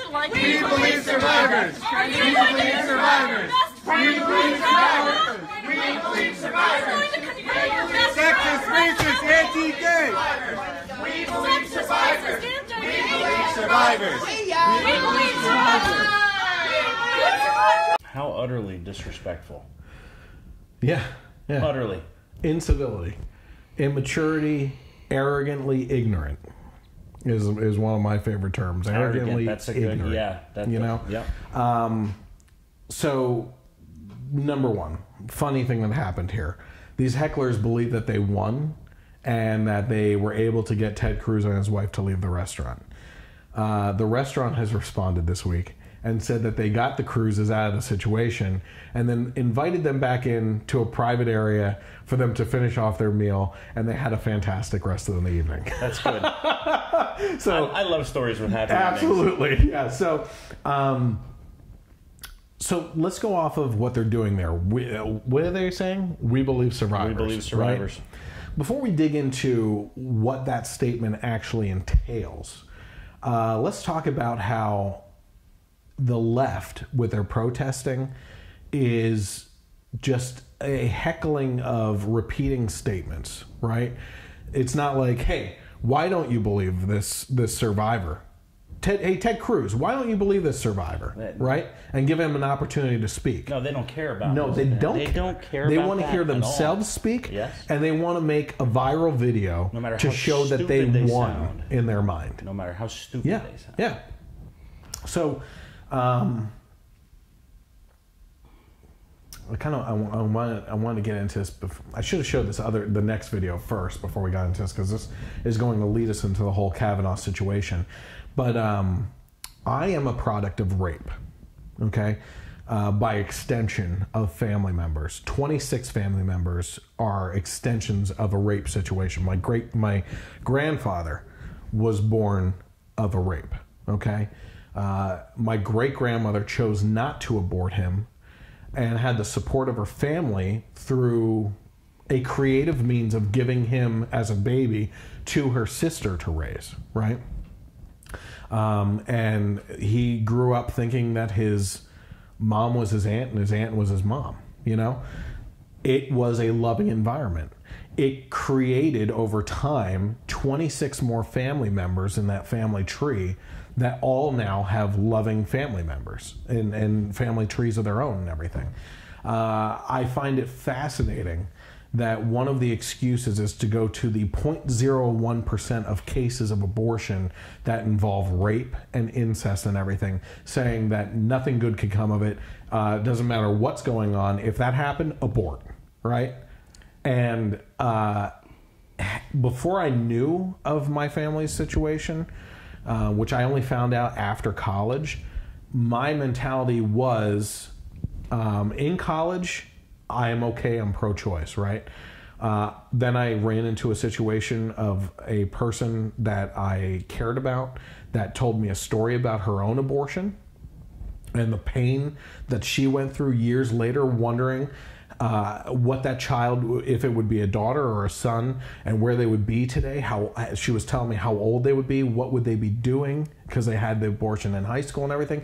And I realized the mental anguish that can accompany such an act years later after the fact. And I've also met a woman in her, I want to say 60s or 70s, that used to go to our church and everything, that is just torn up over her abortion that she had as a teenager or something like that too. And this many years later is like repenting of that, right? I can't imagine that this is a rare case, right? I think even the people that cheer for abortion, well, first of all, let me put it this way. I think that the people that actively cheer besides celebrities are a lot of people that know someone that had an abortion, that just want to come off as supportive of their friends as an individual, right? Sure. So they applaud abortion as a option for them because they don't want to be seen by their friends that have had abortions as being unsympathetic towards, or empathetic, it would be more sympathetic, I guess, towards their situation. I have a feeling that the people that have had abortions, that a high percentage of those people have dealt with mental situations of anguish and contemplation on where those would have ended up. I would kind of worry about somebody who didn't. Yeah, I think so too. Yeah, you're absolutely right. So people like Chelsea Handler and who was the other one? Sarah Silverman, that applauded their own abortions. I think Sarah Silverman had abortions or something. Lena Dunham said, "I wish I could have been pregnant so I could get an abortion." Like, and she's just doing that for the attention. You know what I mean? My point being on this whole "we believe survivors," right? So that goes into the whole rape and what we're going to be dealing with in the Kavanaugh situation and everything, which she didn't get pregnant from. If it did happen, that would actually be a great piece of evidence to show that she had an abortion at the time or something. But even that, where would be the evidence? That you would have to have a DNA test and everything. But this whole "we believe survivors" thing, my point being to that, my great-grandmother was a rape survivor, and I've also had at least one other family member that was raped in, I believe, college, that really upset me, like to the point where I felt like hunting the individual down and making him disappear. The Italian blood in me takes over at that point. Absolutely. And yeah, baseball bats and crowbars come out. You know what I mean? So I do not take rape situations lightly, but I believe every person that alleges that they had a sexual abuse situation should be heard.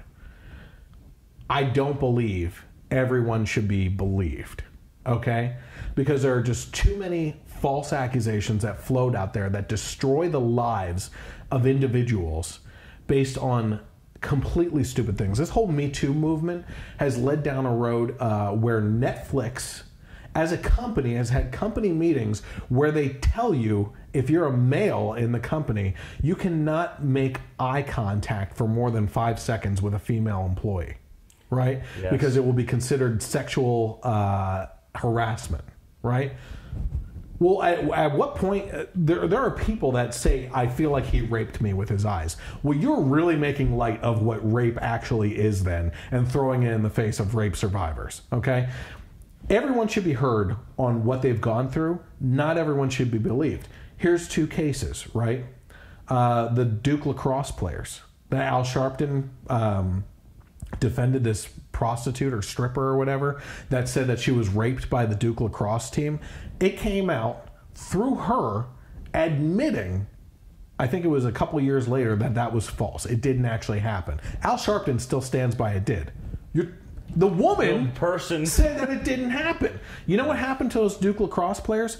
A lot of them still have trouble getting jobs today because that rumor still floats and is attached to their names forever. Ruined their lives. Ruined their lives. How about this one? and I should know the name, and it's not because of any racism or anything like that. It's a classic old story, though. Back during the 50s, 60s, or something like that, right? Pre-civil rights movement era, there was a black boy who was accused by a white woman of, like, bird calling, what is it called? Catcalling. Catcalling, yeah. Catcalling this white woman, right? They hung him. Yeah. And years later, in her, as a geriatric person, she recanted and said it never actually happened. They hung that black boy because of what this woman said, right? So don't tell me that you should believe survivors and stuff like that. They should be heard, but not everyone should be believed, because it leads to false accusations sometimes that do, in fact, not only hurt individuals' reputations, but could actually lead to the death of individuals as well. Emmett Till. That was him, yep. I had Emmett to Google Till. it, I'm sorry. No, I'm glad that you did, because it's important. Emmett Till, you can look up that story, because that is fascinating. He was 14 years old, I think it was, right? 14? He was around that, yeah. They chased him down and hung him. Unbelievable. So that is Ted Cruz. Okay, so before we get to your personal story and some really fascinating stuff with you, and then dive into our main topic for tonight, we're going to show this other Ted Cruz video, since we're on the topic of Ted Cruz, that his, I guess his campaign put out or something. It's classic. So let's take a look at that and have a little bit of a laugh before we get into some serious topics. Of course, in Texas, we cook bacon a little differently than most folks.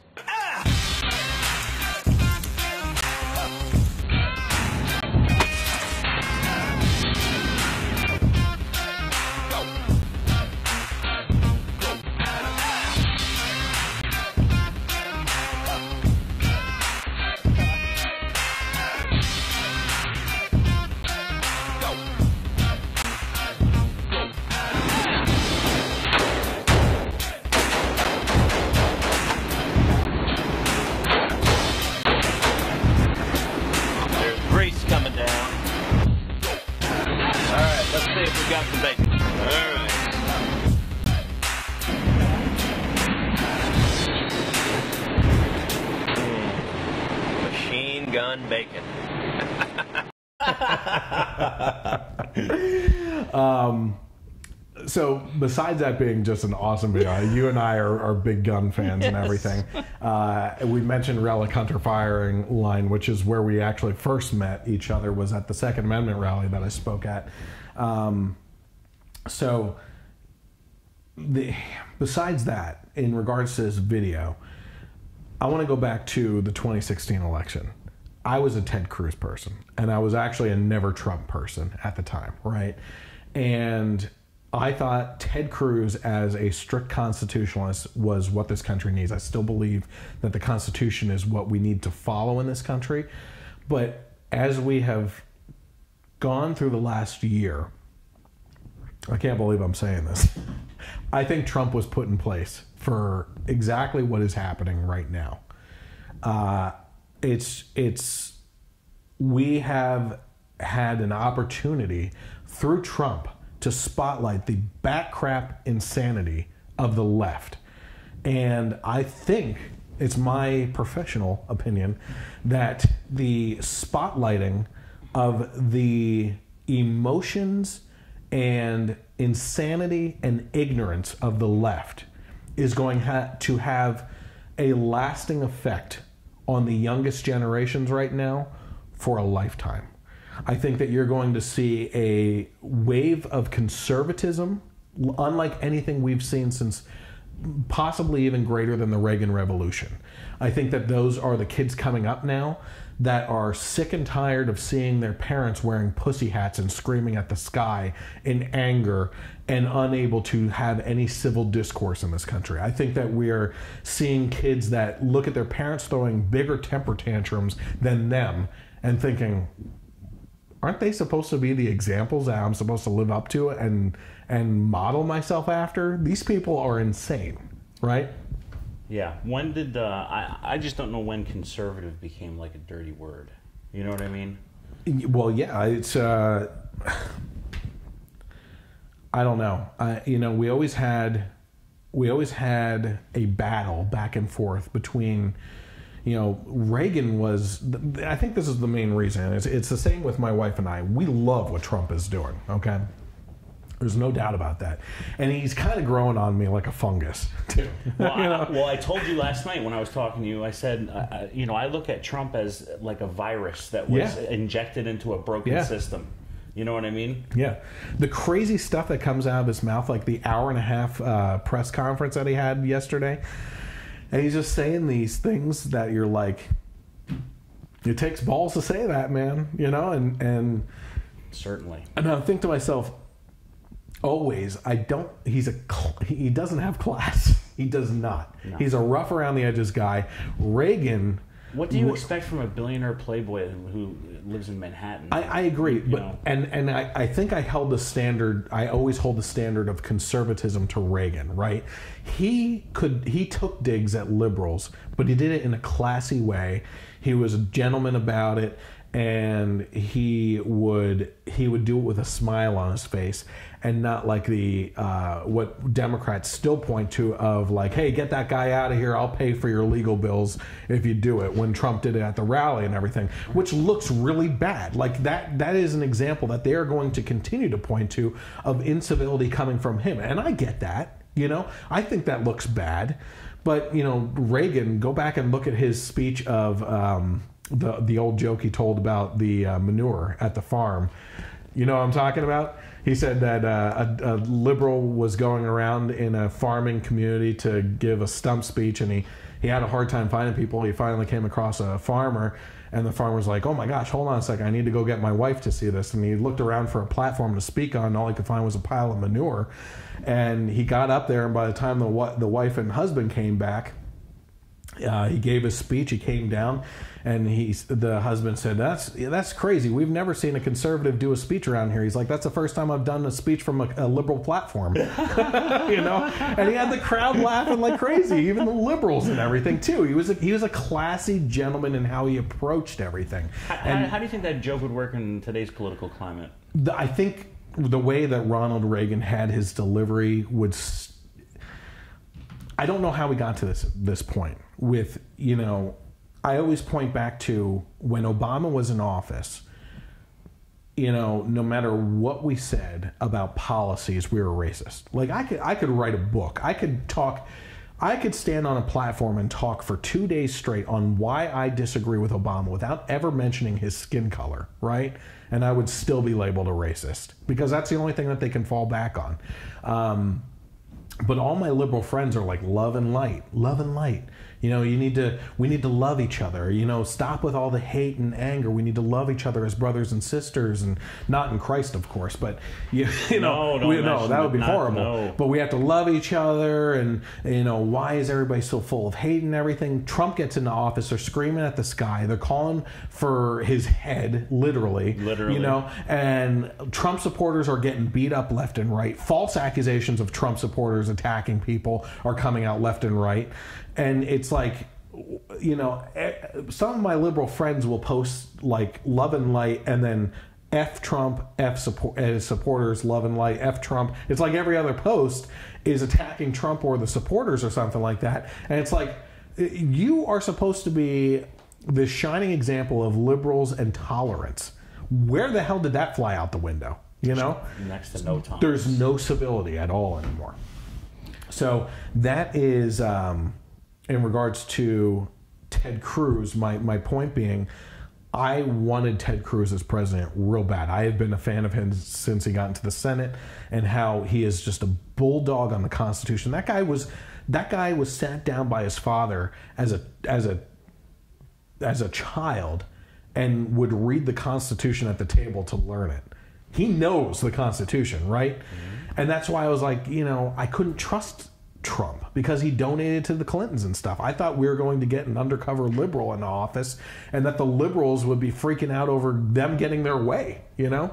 Instead, we have a new Ronald Reagan without the smooth character of him, right? A little rough around the edges. Very rough around the edges, which is what drives me crazy. But I personally believe, my one friend who is like, Trump can do no wrong, which I hate that kind of mentality. Yeah. But he said to me multiple times now that God has put Trump into office right now to do God's work, right? And I'm like, dude, calm down. All right? Because don't throw God around like that. You know what I mean? But I'm starting to think, you look at the environment we're in right now, I don't think we would get through some of the stuff that's been happening over the last year and a half if we didn't have someone that had the balls to stand up against people like Kim Jong-un, or what's going on in these Kavanaugh hearings and everything. Like, it's just instance after instance.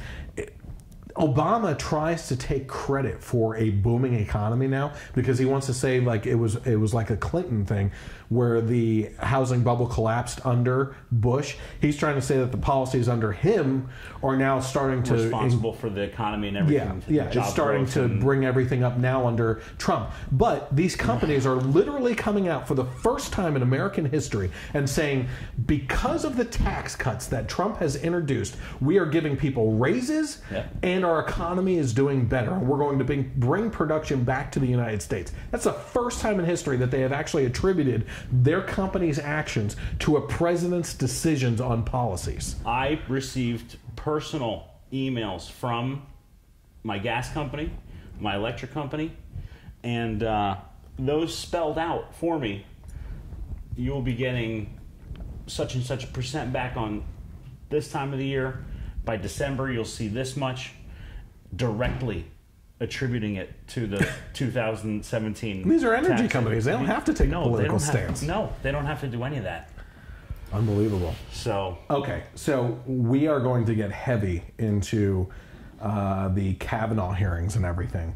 But why don't we, before we do that, why don't we start with your background and your political awakening? Okay. You can go into whatever detail you want, right? Okay. You've kind of gone over the details. I would actually encourage you to go over some of those for a second time as you go through what changed your mind on everything.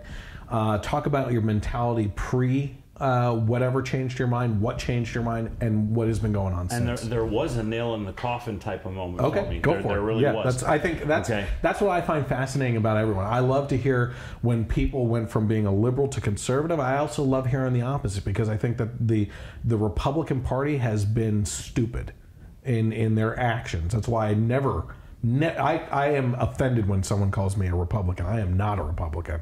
As a matter of fact, I've moved beyond conservative. I've always kept the name because why change my branding? I am a constitutionalist libertarian. Yes. Okay. So go ahead and start off with where you were at, what your thoughts were, and then into what changed you. Okay. Well, like I said before, I'm a recovering liberal or a recovering Democrat. And that is because I actually voted for Obama, and I voted for him twice.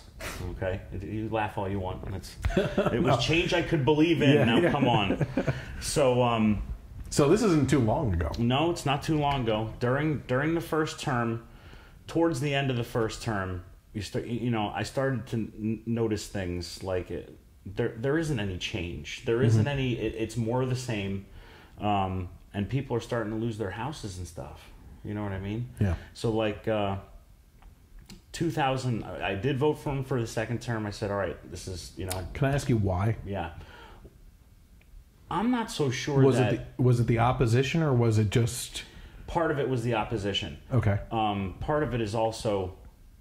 I do like to give somebody the benefit of the doubt. I don't think anybody's going to change anything in 4 years. You know what I mean? It's just not to the degree that things needed to be changed. And yet something has happened. A lot of things have happened in 1 year. And then, but go ahead. Yeah.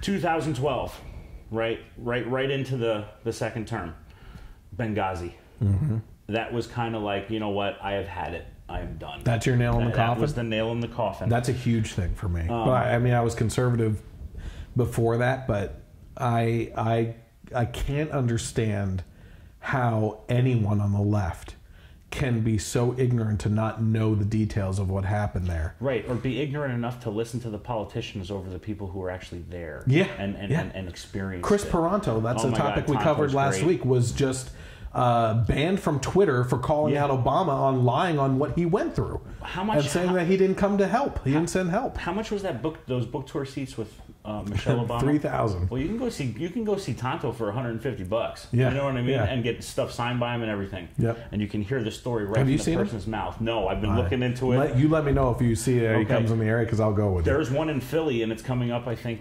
October, I think. Let me know. I might go down with you. I'll take a look. Yeah. I'll take a look again. Where was I? Oh, so voted for him twice. Benghazi occurred. I was like, I think I'm really done with all this nonsense. And I see my parents, I see my grandparents, my great-grandparents even, have been blue all their lives. Mm-hmm. And it really hasn't gotten them anywhere. Really hasn't, it's really not that good for them. Can I ask you something? Yeah. Has it been a dangling carrot situation? You know what I'm saying? Like the Democrats, politician-wise, are always promising something that's dangling in front of you by an own rod, and they keep on saying to you, or from a rod behind you, and they keep on saying, just vote for us, and you're going to get this stuff. And then it's, we don't have both houses, so vote for us again. Or the House and the Senate, vote for us again. Now they have both, but they don't have we need the presidency to actually get things done. Then they have that, and they're like, oh, we need the whole Supreme Court to get things done. So you need to help us make sure that the next Supreme Court justice is a liberal. And then when they do have control over everything, then it's always an excuse of, we just need more time. Like, nothing ever happens with the Democrats. The black community has, like Trump famously said, what do you have to lose voting for me? Because the Democrats have done nothing for you and your community. Yeah, it's definitely a dangling carrot situation. And I honestly feel like I was duped. Oh, yeah. You know what I mean? I really do. Oh, believe me, we feel it on the right side too sometimes. So. I could also, over the course of the last 10 years or so, as I age, I can feel myself becoming more and more conservative. You need to be. Why? What do you mean by that? Like, especially with your finances, with your everything. You have to rein some of that in. The way I acted, right out of high school and whatever, spent all kind of money on stupid things and whatever. I got a house. I got a family to take care of. I have responsibilities that people rely on me. You know what I mean? And I don't feel that the Democrats were doing it for me anymore. You know what I mean? So I kind of. So what happened? You had told me some personal experiences. Yes. So during the recession, and I'm like I said, I was watching people lose their house. My parents lost their house. Mm-hmm. You know what I just cannot. I can't even. I still to this day cannot fathom it. Like, is this the house that you grew up in? Yeah. Pretty much. Yeah. Since very young. Yeah. It was very, very disheartening. So you've changed. Sad state of affairs. Where was your wife, and where is she today? Politically. Politically? Yeah. Oh, I don't know if she's still watching or listening, but she actually wasn't political at all. Okay. Well, that's, okay. Did not register to vote until it was time to vote for Trump. She vote for Hillary? No. No. She registered Republican so she could vote for Trump. That was the way she felt. So here's another question, and you don't have to answer. I'm sure we're not overly political at home. Do you know what I mean? Yeah, we watch the news, but we didn't get really heavy into it until I'm like, Chelsea, we better start paying attention to this kind of stuff. Like really paying attention. And I don't feel like I influenced her decision at all. You know what I mean? We have discussions, and of course we love each other and everything, but she's her own person. She can make her own decisions as far as her. You don't keep her in the kitchen barefoot and pregnant? No dog collars or anything like that. And you don't have to answer this if you don't want to, Sure. but did what happened to your parents affect them politically? No. They're still I blue can dog? answer it. Well, my mom kind of jumped on the Trump train for a little while, but I believe my dad is still pretty much a hardcore Democrat. And do you argue with him at all? No, because we don't really politics. We never really talked about politics. I just remember election night was special in our house. Okay, I have to. I cannot just watch. I can't watch the Fox News coverage, and I can't watch CNN exclusively. I can't. I'm flipping back and forth between everything. Okay. Yeah. My dad comes over that night. And I looked at him. I said, "Hey, Dad. I'm like, what do you think about all this? What do you think Trump's chances are?" He goes, "He doesn't have a chance." And I'm like, my dad's a military guy. I didn't think he did either. My dad's a military guy. How is he a military guy and liberal? I think he's too far removed from it at this point. Okay. Yeah. Well, thank him for his service and everything. So thank you, and I'll let him know. But in addition to that, my 5-year-old, now let's see, this is 2 years ago, right? So he was just turned 4 maybe at the time, refused to go to bed on election night until he knew that Donald Trump had won the presidency. I don't think I was able to stay up all night. He was, I've never seen anything like it, like a young kid like that doing that. You know what I mean? Like I said, we're not overly political. I don't walk through my house like, touting Trump and, whatever. So he at like 2 o'clock in the morning, we're like, but you got to go to bed, man. You know what I mean? But I can't. I can't. I gotta watch this. And Trump, you would not. Chelsea had to promise him. I promise you, Trump's going to win. We had no idea. We had no idea who was going to win at that point. It was kind of like, That was a late decision too. That was a late night. So the next morning, he wakes up and he's still in campaign mode. Okay, she wakes him up out of bed. He gets up. He says, "Trump's going to win." And she's like, "No, he did win. He did win." He immediately marched downstairs in his underwear, went out on the front porch, marched back and forth across the porch. "We beat Hillary. We beat Hillary." That's so crazy. That's what I did. In my underwear. Like, Chelsea, look at this kid. I'm like, what is this? So yeah, it's been definitely the tide has turned. Oh, man. So that's kind of how the whole thing went down. All right. So one of the, I was going to have you on the podcast anyway, as just a guest. So it was nice to be able to have you on as a co-host and everything. But why don't you get into what you can? And we've had a conversation prior to this that there's certain things that you can't get into. Yeah. Tell them what one of your side ventures is. And what the premise is. Start off like you did with me, how it started. Okay. Well, back in 2014, right? Yeah, 2014, in November, one of my best friends went missing. Okay? It's just something you just see on TV or hear about. It never happens to you. Well, it happened to us. Okay? And I get a message from one of my other good friends, and he said, "Yeah, I could really use your help because Jess is missing, and it's his wife's best friend." I said, "Sure, I'll do what I can. I'm going on vacation though. It's like right at the holidays. I'm ready to drive down to North Carolina and Virginia with my family."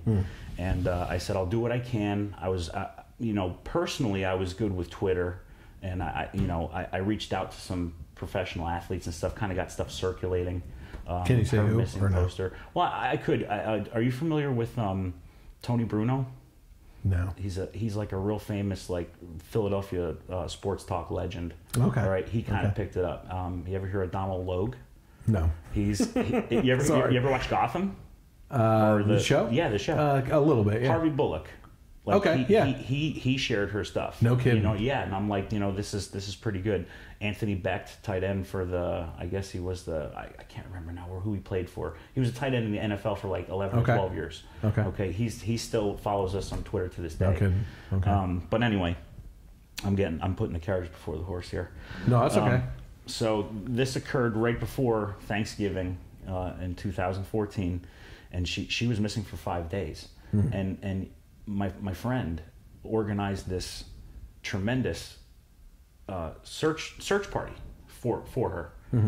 Hundreds of community volunteers, people just out looking, and all the while I'm driving down to Virginia for the holiday with my family, my stepdaughter she went to the daycare where this woman who's missing taught. Okay. You know, she went to the same, you know, daycare. And I just remember, you know, I kind of get choked up about it. I do apologize. Yeah, I but understand. I'll never forget walking through these truck stops and everything because my daughter wants to find her teacher who's lost, wants to show little kid wants to show the missing poster of her teacher to all these truckers who are parked out here, and I'm walking through with my Glock back here like this because you know, all right, Madison, we'll go, we can talk to anybody you want. We talk to every rest stop, we talk to everybody. All the way down the East Coast until we got to North Carolina, you know. So unfortunately, it was found that she was a victim of a homicide, and they found her, you know, she was 5 killed. days later, and she was actually killed by her stepfather. So over the course of those 5 days, we had, you know, Jim especially, one of my partners in the whole thing. Wait, can I ask you something? Yeah. Did the stepfather work at Mack Trucks? No. Okay. He owned his own. He owned his own Okay. business.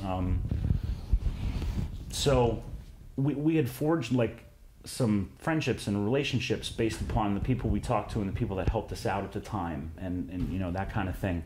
So we thought to ourselves, all right, our you know, we did this for ourselves. I think we can help out some other people. You know, and we kind of all had like this shared vision, I call it, of purpose, you know, and we kind of started doing it for other people who are missing, and so so I'm one of the 4 co-founders of Wolfpack Search and Recovery. Okay, so before we go on, Wolfpack Search and Recovery, find them on social media. Where are you on social media? Facebook, we're on Twitter, we have Instagram. Okay. So that's pretty much the basic ones. Now, is beyond following those social media pages and getting involved in that kind of direction, is there any other way that people can help out with things? Yeah, I mean, we're a 501c3 nonprofit, so I mean, donations are always good. Where would they go for that? They can actually go to our website. It's wolfpacksr.com. Okay. We haven't switched it over to the .org yet. We're in the process of that. But you can donate through our PayPal through that website. Okay. And I do have to make it clear, though, Chris, that my views that I've expressed to you and my opinions tonight have nothing to do with the organization. And I would say, in my honest opinion, that this is a bipartisan issue. A Republican could go missing, a Democrat could go missing. Sure. You know, it can happen to anyone, and everyone deserves that kind of help. We've helped people of all, you know, backgrounds, races, religions. It does not matter. You know what I mean? We'll help anybody out because that's a real desperate situation to be in, and we know what that feels like. So let me ask you this. I don't know if when we originally talked, if you told me the outcome of that teacher situation, because that's really disheartening. But have you had any experience with finding an individual that was gone for a real long time, and have talked to them since then about how that has emotionally impacted their life moving forward? Of like how they live with this, and is there like a constant fear of being out in public or wherever they got snatched from or anything? I can answer some of that. Yeah. We utilize social media. See, when we started our Facebook page, I created the Facebook page and we named it. You know, we all talked about it together. Like I said, it's me and 3 guys. Mm-hmm. All right, and we were excited when we had like 150 followers on the page. Yeah. Okay. So after we were involved in a bunch of these high profile cases, we're on the Investigation Discovery Channel. Then all of a sudden, like we have like 14,000 followers. That's crazy. And it basically blew up overnight. Now, what I use social media to my advantage. All right. I created what I call the social media dragnet. Mm-hmm. Okay. And what it is it's just a post with the missing poster and the person's vital stats, their information, you know, top to bottom, who they can contact if they see them, you know, call 911, or this is the officer's name and number. We collect all that information. It's all done through the website. When somebody goes missing, they can go, you know, immediate family member can go to the website and fill out the help find me form, we call it. Okay. And then that information then generates an email to us, and then, you know, we go in and post this stuff.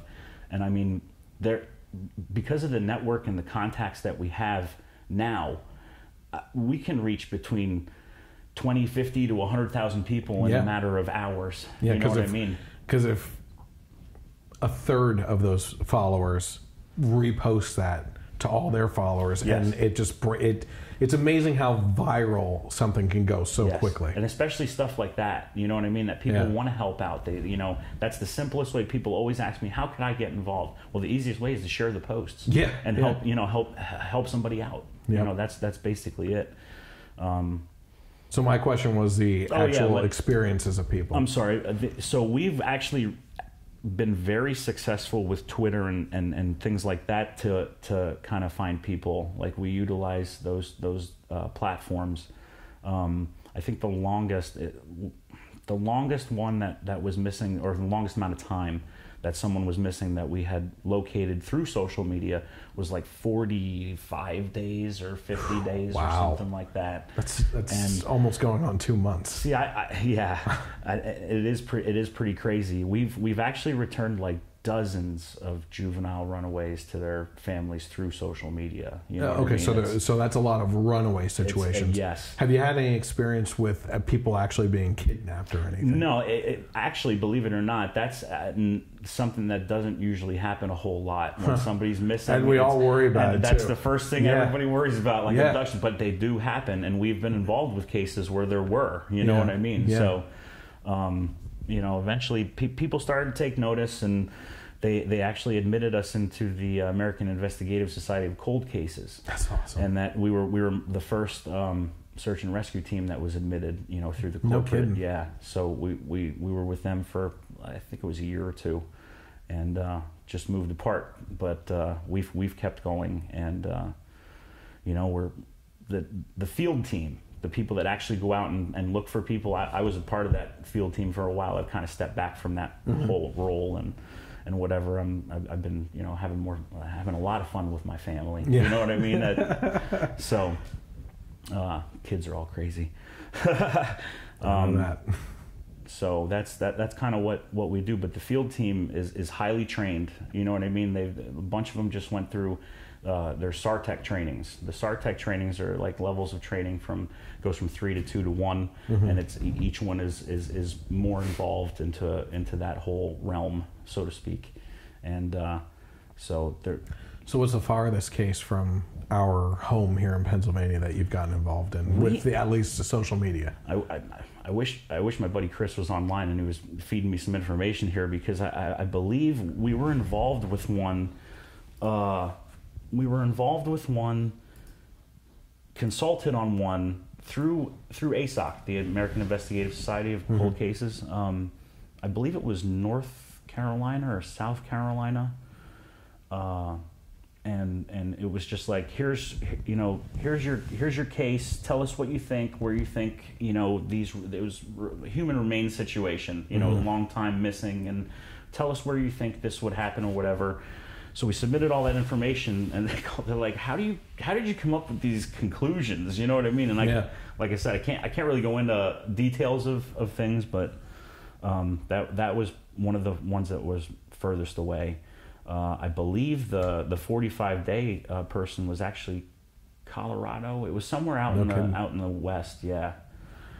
Let me ask you this: west to west. Yeah. Let's look forward. Okay. Right. Has there been any discussion between you and the other founders of this on where you see this going, as far as, like, just off the top of my head, do you see it getting to a situation, because it seems like you're localized to the East Coast for now, mostly, right? Do you see this getting to a point where you want it to grow, where you have like chapters in every state? Exactly. That's exactly what I was going to say. That's what the hope is. The more people that we can help, you know, the better. Yeah. The better I think it's for needed. everyone. Yeah. So, well, that's awesome. Anything else that you want to say about the experience, or anything about the company, or not company, but the organization at all? No, it's just a great group of guys, and now now we got our 501c3 status, so it's technically a charity, and we can accept donations and all that kind of stuff, and it's money that goes right back into the community. Okay, so that's my next question. I think one of the biggest problems I have with donating to charities is knowing where the money's going. Well, right? just look at it this way. For the first 2 or 3 years or so, we were self-funded. Everything that we did, we paid for. You know what I mean? Yep. And it only came to the point where we want to help more people. So we need more. Yep. So can you say anything about where that money goes towards, or? Well, it does get, it turns into equipment, it turns into training, it turns into things that we can utilize to help find missing people. I think personally, training is probably one of the best things to put that money towards. So, there's organizations very similar to yours that we've donated to, like OUR, Operation Underground Railroad, for child sex slaves all around the world that get saved and everything. There's multiple things that we donate to, but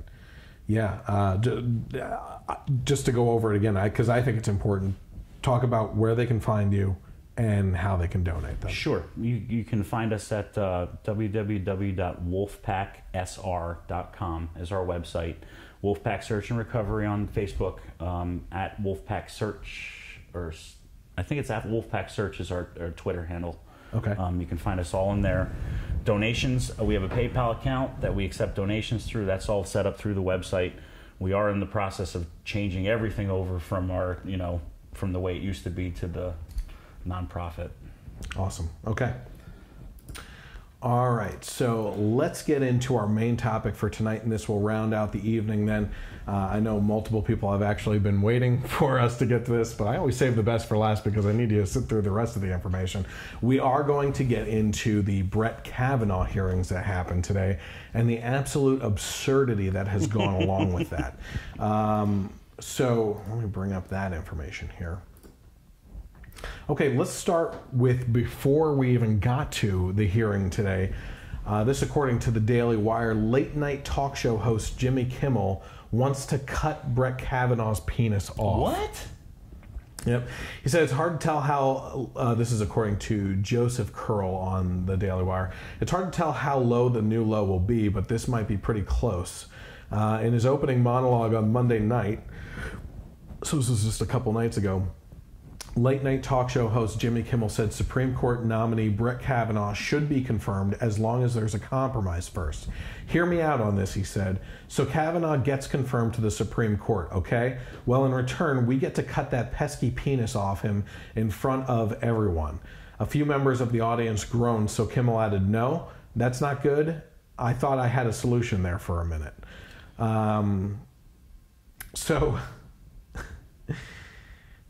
Does Jimmy Kimmel think that we've all forgotten that he's got his start in a show that objectified women? Yes, and that's exactly why I posted about the Man Show, right? And I will find for the final podcast a clip of someone actually posted, that's a follower, Joe, on the page, a clip that someone put together of all the time, like a bunch of times that Jimmy Kimmel objectified women. Now, what an amazing divergence within the show's co-hosts to see that Jimmy Kimmel went far left and Adam Carolla is like one of the #1 podcasts on the right, and Carolla is just all for freedom, Kind of reminds me a lot of Vince Vaughn too, which not many people realize. Like Vince Vaughn and Will Ferrell worked together, and they went completely different, opposite political directions. Vince Vaughn is my brother, by the way. But so I find it fascinating. Yeah, he objectified women like crazy.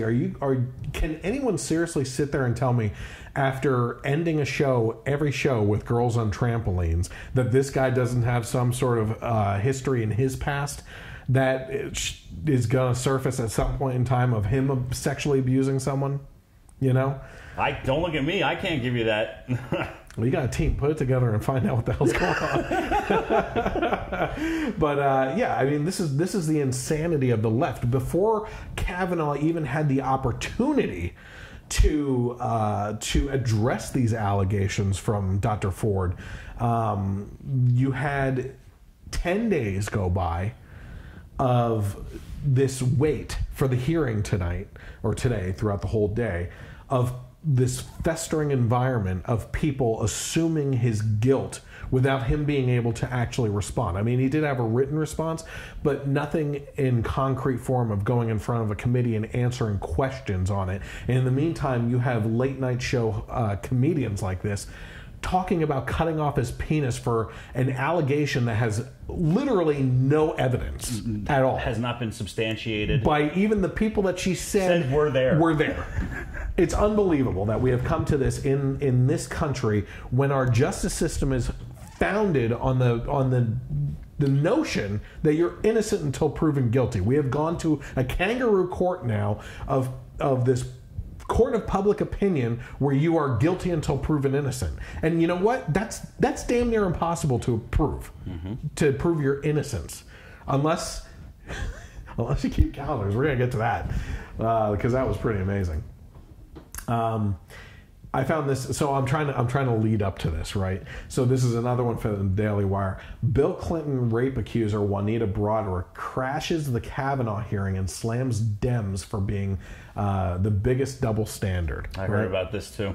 So it says here, Juanita Broderick, who accused former President Bill Clinton of raping her before he was president, crashed the Senate hearing of Supreme Court nominee Brett Kavanaugh on Thursday, ripping Democrats for what she called the biggest double standard I've ever seen. Broderick addressed the media outside the Senate building where Kavanaugh's Judiciary Committee hearing was set to take place.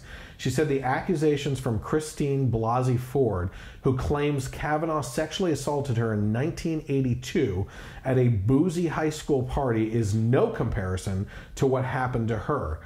She said, because Dr. Ford has no evidence, I had the who, what, when, where, and how, and had 5 people that I told, not even counting the woman who found me 30 minutes after the rape with a swollen, busted lip, torn clothes, and in a state of shock, according to Broderick.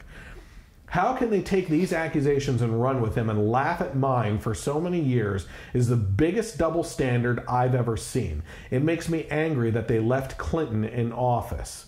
I have 20 times more evidence for my rape by Bill Clinton than Dr. Ford has against Kavanaugh. Democrats turned their backs on me. They refused to read or acknowledge me in 1999 when I went public with my story. Democrats turned their backs on me. Does that surprise you? No. Have you ever listened to Juanita Broderick share her story? I've never listened to her actually speak. Okay. It's... you have to find and watch her tell her story. So what happened was Juanita was working on the Clinton campaign in Arkansas when he was running for governor or mayor. I think it was governor. Okay. And she was running one of the campaigns, I believe. And she met up with him in the hotel lobby to discuss the campaign. And there was a lot of media around. So he said, why don't we go up to my room where we can discuss this better without all the media attention? She took it for face value that is why he wanted to get out of that situation. According to Juanita, when she got up to the room, he forced himself on her, forcibly held her down, ripped her clothes, bit her lower lip to the point where it bled, okay, and raped her. And to top that all off, it's like a scene straight out of a movie, from what she says. He gets up after he's done, walks over to the door, puts on his sunglasses, and looks back at her and says, "You better get some ice for that lip," and walks out of the room. Wow. Right? On top of that, after this all happened, at one of the campaign events, after she's all shook up over this, but she still has to show up for doing the campaign stuff, Hillary corners her at this campaign event, takes her by the shoulder, and she said gripped her to the point that she was scaring her, and said, "You know that you have done so much for my husband. and we expect you to keep on doing great things for us. And she said she's never felt so threatened in her life. Now, after everything that happened, she has made the assumption, based on the way that Hillary came off to her, she said stone cold, that she knew what happened and was trying to buy her silence, basically. It's also known by others that, you know, you have Paula Jones, Kathleen Willey, you have Juanita Broderick, you obviously have Monica Lewinsky and everything that happened there. I'll take a second here. Speaking of believing the victim, okay, to show the video of what Democrats had to say and the left had to say about Monica Lewinsky at that time, before Bill Clinton actually came out to say that he actually did have sexual relations with her. That September, a CBS News poll showed that most Americans viewed Lewinsky unfavorably and that she was more unpopular with women than with men. Meanwhile, on TV and on the radio, Monica was a young tramp. Monica Lewinsky's behavior was unacceptable. There's something about Monica. Her lips never say no. There's something about Monica. Lewinsky was portrayed not as a victim, but as a desperate and conniving slut whose obsessive behavior was to blame for the whole mess. She comes off as someone who basically blackmails the President of the United States. That's Bill Maher in 1998, after the Starr Report came out. And Katie Rolfe wrote a great article the other day, and she said there should be a term connoting the opposite of sexual harassment. When a person of less power uses her sexual attractiveness or a personal relationship with a person of greater power to get ahead. No pun intended. Now, as Maher saw the situation, it was Lewinsky who had seduced Clinton. I think Monica Lewinsky is the one who should apologize to America. She's the homewrecker. And if anybody really owes an apology, I think it's her.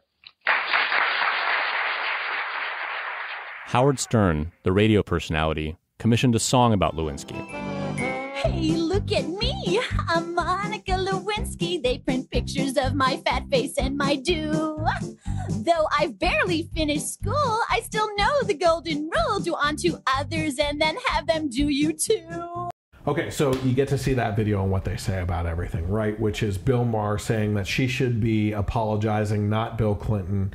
I think it was Howard Stern that referred. Oh, no, it was Charlie Rangel that called her a slut or something like that, right?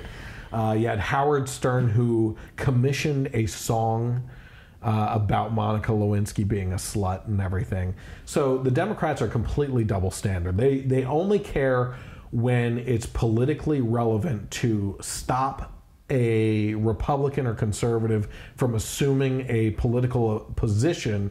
But when it's their side, even as recent as Keith Ellison, right?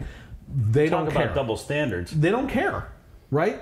So where does this believe the victim crap go when it has to deal with their own side, right?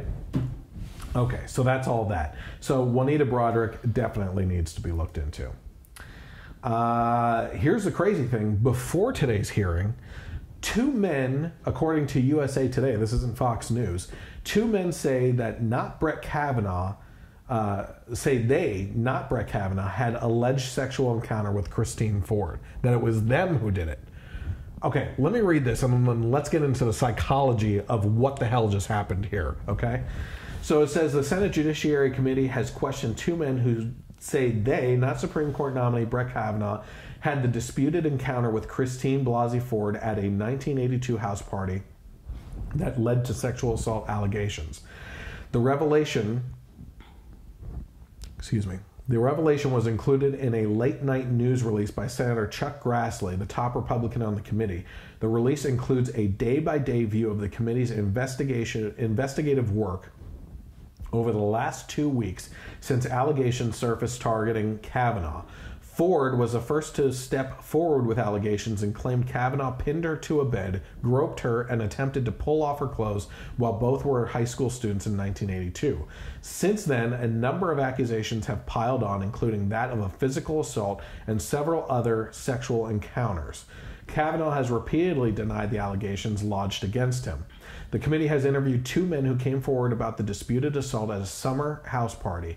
Both told the committee they, not Kavanaugh, had the encounter with Dr. Ford in 1982 that is the basis of this complaint, according to the release. The previously unknown interviews could add a new layer to the evolving saga on the eve of a possible explosive hearing between Kavanaugh and Ford, though it's unknown whether the men's claims are being taken seriously.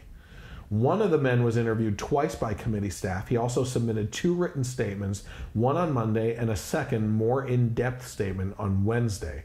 Committee staff spoke to a second man over the phone on Wednesday who also said he believed he, not Kavanaugh, had the disputed encounter with Ford. He explained his recollection of the details of the encounter to the staff, the release states. Both men were not named. USA Today was not able to independently vet the claims. The committee has said it is investigating all claims made in Kavanaugh's saga, attempting to make sure no stone was left unturned. So here we have 2 individuals that come out and say they are the ones that had this sexual encounter or attempted encounter with Dr. Ford, and that it wasn't Brett Kavanaugh. Let's go with the psychology on this, right? Who in their damn right mind would come out and say that it was them and put themselves out there for that? If first of all, if it wasn't actually them, and second of all, this is a pretty serious allegation, right? So explain this. Like, what do you have to say? Maybe they just don't give a crap because they were underage and they were drinking, and it's like you're not going to go back in 40 years from, 30, how long is it? 38 years or something like that? Yeah. Yeah, you're not, the FBI is not going to go back 36 years and for a sexual harassment or a sexual assault allegation. Yeah. It's just not going to happen. What's more likely? And did you hear Dr. Ford's testimony today? Some of it. Okay. What do you think about what she said? It sounded very rehearsed to me. Okay. It honestly, like, I agree with you. Every sexual assault allegation, it needs to be heard, but it doesn't have to be believed. Right. At all. And there's just something about that woman, the inflection in her voice when she's speaking, the things she's saying. It just didn't. There's something hokey about the whole thing. Okay. That's the way I feel about it. So you don't believe her? I really don't believe her. Okay. I listened to the whole testimony, and I thought she was very convincing. Okay. But after listening to Kavanaugh's testimony, I believe now, especially with the information of these 2 guys stepping forward, that this woman did have a sexual harassing abuse situation happen to her. I don't believe it was Kavanaugh. I believe that they're both believable. I think that she has her facts screwed up. So this one that you just read still could be. I think so. Very well. Yeah. True. Yeah. I mean, you have again going back to the facts, which we have to assume. We have to make a judgment call on these types of situations based on the evidence at hand. And frankly, there is no evidence except for the statements made by each individual. And if you're going to sit here, not you, I'm just saying, if you're going to sit here and tell me that with absolutely no evidence that she should be believed over him, that it's his word versus her word, and her word should be believed over his, you're going to have to give me a very damn good, compelling reason why that is. Why am I supposed to believe her over him? Because she has a vagina at this point? Because there's a Me Too movement going on out there that now, because of this huge movement, we're supposed to believe women over men and give no plausible deniability no opportunity for someone to say that they're innocent of something, sure. Right? No, you're going to need more than that. And quite frankly, when you look at what is available to us, you have the word of Dr. Ford saying that this abuse happened, okay? You look at the history of it, and at first, she said that, let's go back a little bit further. She had a therapy session with a doctor and never named Brett Kavanaugh. okay? She said that this did happen to her and that there were 4 people in the room. Now she's corrected that and said that there were only 2 people in the room. That's a big discrepancy right there, okay? Yeah. So right off the bat, you're changing your story, okay? If she's a victim, I feel really bad, but she's not helping her case here at all, right? Okay, fast forward to today. She has this encounter, right? She says that 4 other people were at the party and named names. All those people went in front of the Senate committee under felony of perjury, right? And every single one of them, including one of Dr. Ford's friends, said this did not happen. Okay? So now you don't have just a his word versus her word. You have a her word versus his word and the rest of the people that were supposedly there. Now you have multiple people's words against her. The scales are starting to tip in the wrong direction for her. Okay? On top of that, you have literally no evidence at all. Okay? You don't have saliva, blood, or anything else. And on top, because in order to have that, you would have had to file a police report at the time. If you couldn't do that because you were afraid of going to the police, first of all, let me just say something. I can completely understand if you're underage and you're at a house party drinking, and that's got to be scary, okay? And I can understand the hesitation that someone would have in reporting that type of crime. And I do believe that there's a high percentage of women that are afraid to go forward with the accusations and everything. But if this has proved anything to those people, I do believe that this has given a voice to women to move forward and actually say if something happened to them. But it also hindered that too, right? Because now Dr. Ford's life is in full spotlight view. She's receiving death threats. But let's not take that lightly because the same damn thing is happening to Kavanaugh, okay? The Democrats are trying to say that how could we get to this point where people that are for Kavanaugh are making death threats to Dr. Ford and her family, but no one on that side is saying anything about how Kavanaugh's life has been turned upside down and his daughters, how they must view their father after these accusations that have no proof, their life turned upside down. They're all getting death threats and everything based on an evidentless accusation. Okay? I have people today that after and I didn't respond to them. I know that they were probably waiting for someone like me to respond. I have friends of mine that after Ford's testimony said Ford is my hero before Kavanaugh even spoke. Okay, where is the scales of justice? Where is blind justice in this case where you haven't even heard the testimony of the accused yet and you've made up your mind? Okay? We cannot get to this point in society where we are allowing our emotions to rule over everything without actual evidence, because we're going to go down a very terrible road and slippery slope. If you think that that's going to set the precedence in this country, then, you know, there's all these funny memes out there and everything right now of, like, one of my favorite ones, and it's, you laugh and then you're immediately like, Jesus, this is the way it's going, you know? There's a photo of a mom walking a little boy in a backpack, like 5 years old, to school, and it says, and remember, don't ever speak to any of the little girls without legal representation. Yeah, well, that's the way we have to teach our kids now, you know? We have gotten to a point where we had to drag Kavanaugh's reputation through the mud, that this man had to sit there in front of one of the most televised conferences and hearings, probably in history, one of the top ones for this type of situation, and explain that he was a virgin until college, at least. He hasn't said when he was a virgin until. But we had to drag that information out of him because we've gotten to that point where this man has to discuss his first-time experiences because of these accusations that are flying around, that are unfounded and evidentless. Sickening. That's disgusting.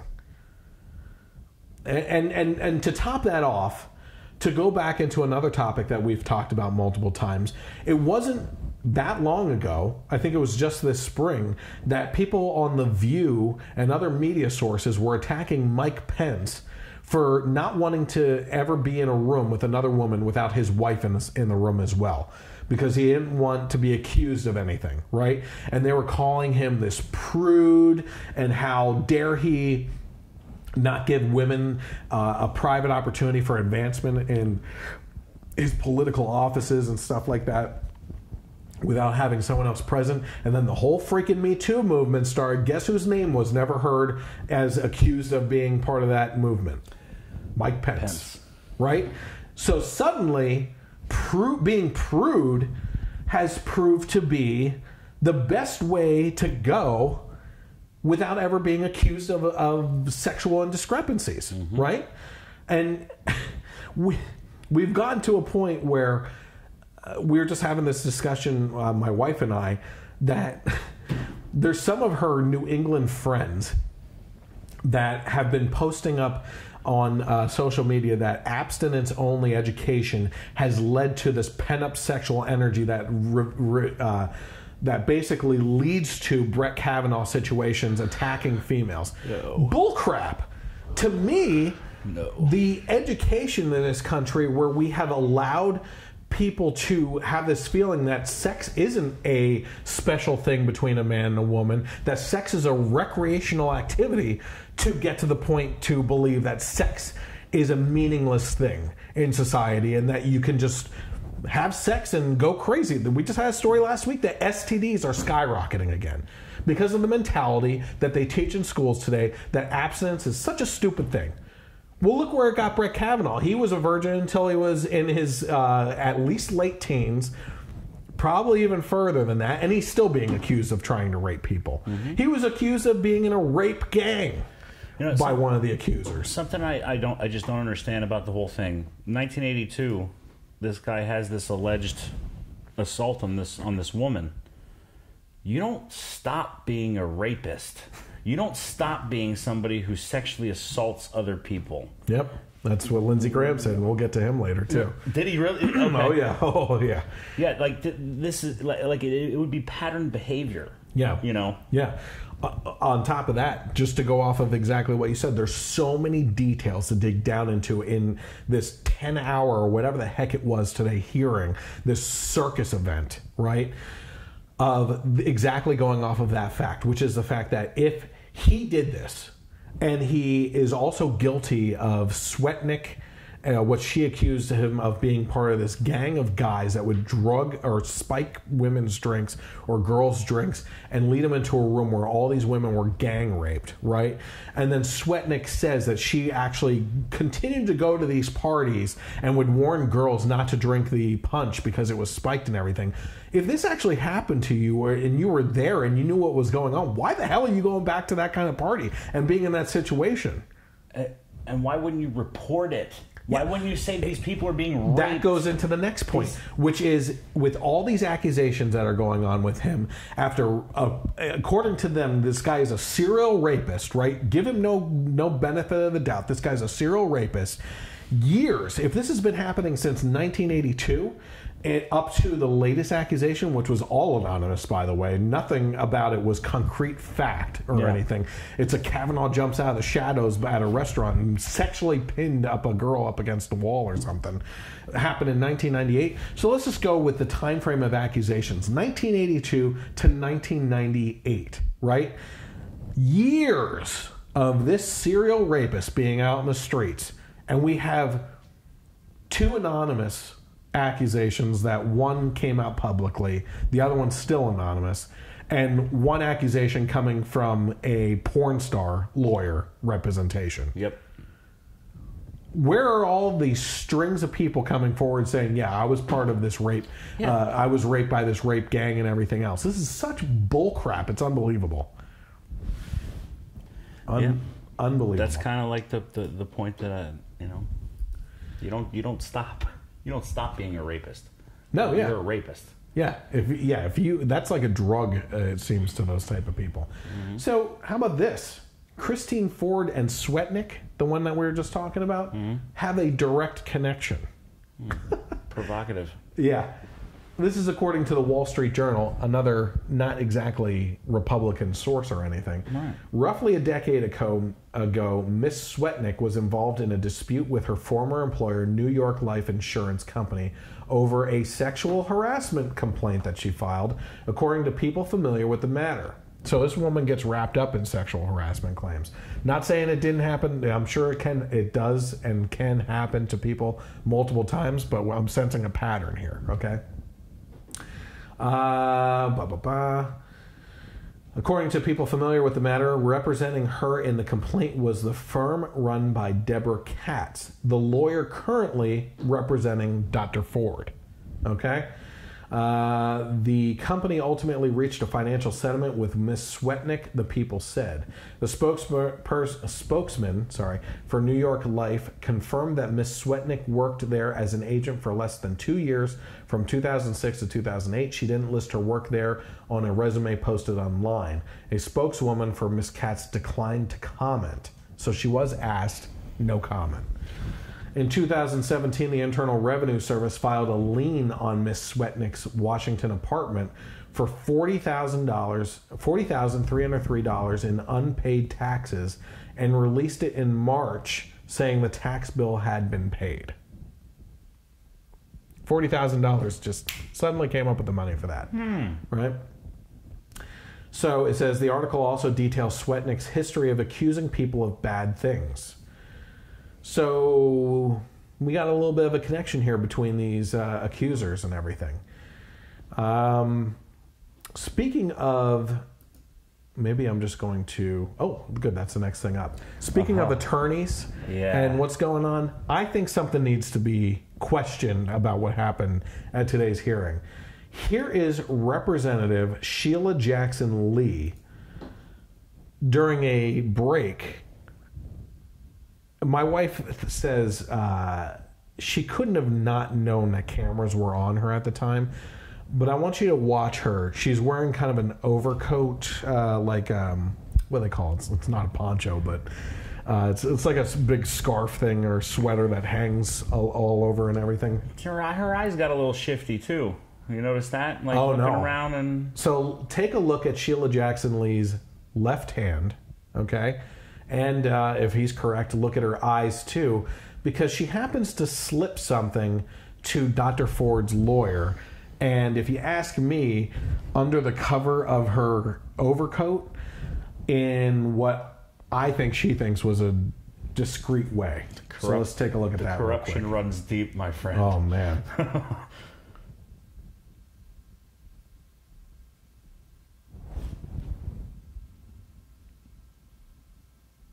Looking around a little bit. Woo, disappears right into the background, doesn't she? I got a shiny forehead with these lights, my word. Okay. So here we have one of the most outspoken liberal Democrats in Congress, who's always causing problems, right? Slipping a very thick envelope to Dr. Ford's lawyer, and discreetly, and then after you said that, as soon as she slips it, she's looking around, and then like straight out of the Homer Simpson going into the bushes, like just disappears into the crowd right behind it and everything. I don't think that made social media so quick today when it happened. I knew about it hours before. It must have been hours before the hearing actually ended. I think there was a missed opportunity there for the Republicans to stop after hearing through their staff and everything sitting behind them to say, Mr. Lawyer Man, what did she pass take you? Whatever the hell she put into your hand and you slipped into your pocket out and put it on the chairman's desk in front of us right now.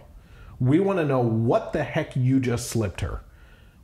I want to know what that was. I don't think now we're never going to know. Nope. But we do know that she slipped him something, because that is very obvious by this. The story from the Dems would be like a Chinese menu or something. Yeah, yeah, exactly. We went for lunch. So what the heck was that? That's the number one question. Okay. How about this? The Kavanaugh accuser provides a polygraph to the Senate committee detailing details that contradict earlier statements. This is another one from the Daily Wire from Emily Zanotti. Obviously, she's a traitor to her own sex. My word. Supreme Court nominee Brett Kavanaugh's first accuser, Dr. Christine Blasey Ford, has provided her polygraph answers to Senate Judiciary Committee members as requested, but some details in the test seem to contradict statements Dr. Ford gave in a letter sent to Senator Dianne Feinstein, who we're going to rip into in a little bit. Dr. Ford submitted to the polygraph in early August, answering two very general questions about a sexual assault she believes happened in the early 1980s when she and Kavanaugh were in their teens. A former FBI investigator, Jeremiah Hanifin, I got that one right off the bat, reportedly administered the test at a Baltimore, Maryland hotel in early August. According to the explanation provided by our attorneys, Dr. Ford prepared for the examination by compiling a written statement about her ordeal in concert with her attorneys. She then provided Hanifin with a copy of her written statement, which he then used to interview her. The test measured thoracic and abdominal respiration, galvanic skin response, and cardiac activity. Okay. I have some things to point out about this too. It says polygraph tests are not considered accurate measures of veracity. They aren't admissible as evidence in court because so long as the subject of the test believes that he or she is telling the truth, the polygraph will not detect signs of dishonesty. Dr. Ford, for instance, could pass a test if she reasonably believed that she was the victim of a sexual assault, but it may or may not have involved Brett Kavanaugh. It depends entirely on Dr. Ford's personal recollection of the incident.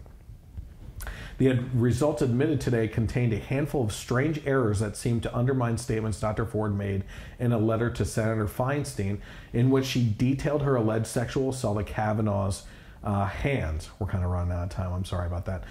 In her statement, it says there were 4 boys and a couple of girls at the party. In her later statement, she mentions only 4 boys at the party. This is also different from the account Dr. Ford gave to her therapist. Dr. Ford's attorneys have refused to release any of Dr. Ford's therapist's notes to the Senate committee, claiming that they are medical records and they are therefore private, even though those same private notes were provided to the Washington Post. Okay, I think let me just see where we're at on time here. Going forward.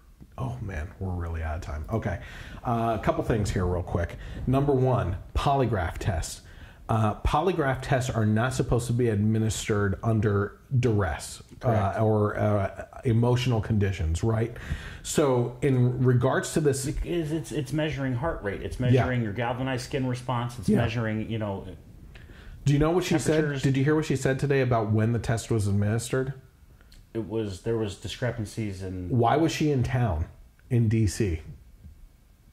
She was there for her grandmother's funeral. Is that an appropriate time to be taking a stress test to show? Probably not. No, not at all. I've heard from people today that these lie detector tests should not be taken before, during, before the day of, or the day after any type of funeral situation like that. Number two, she also says that she is, and I was wondering why this questioning was so strange.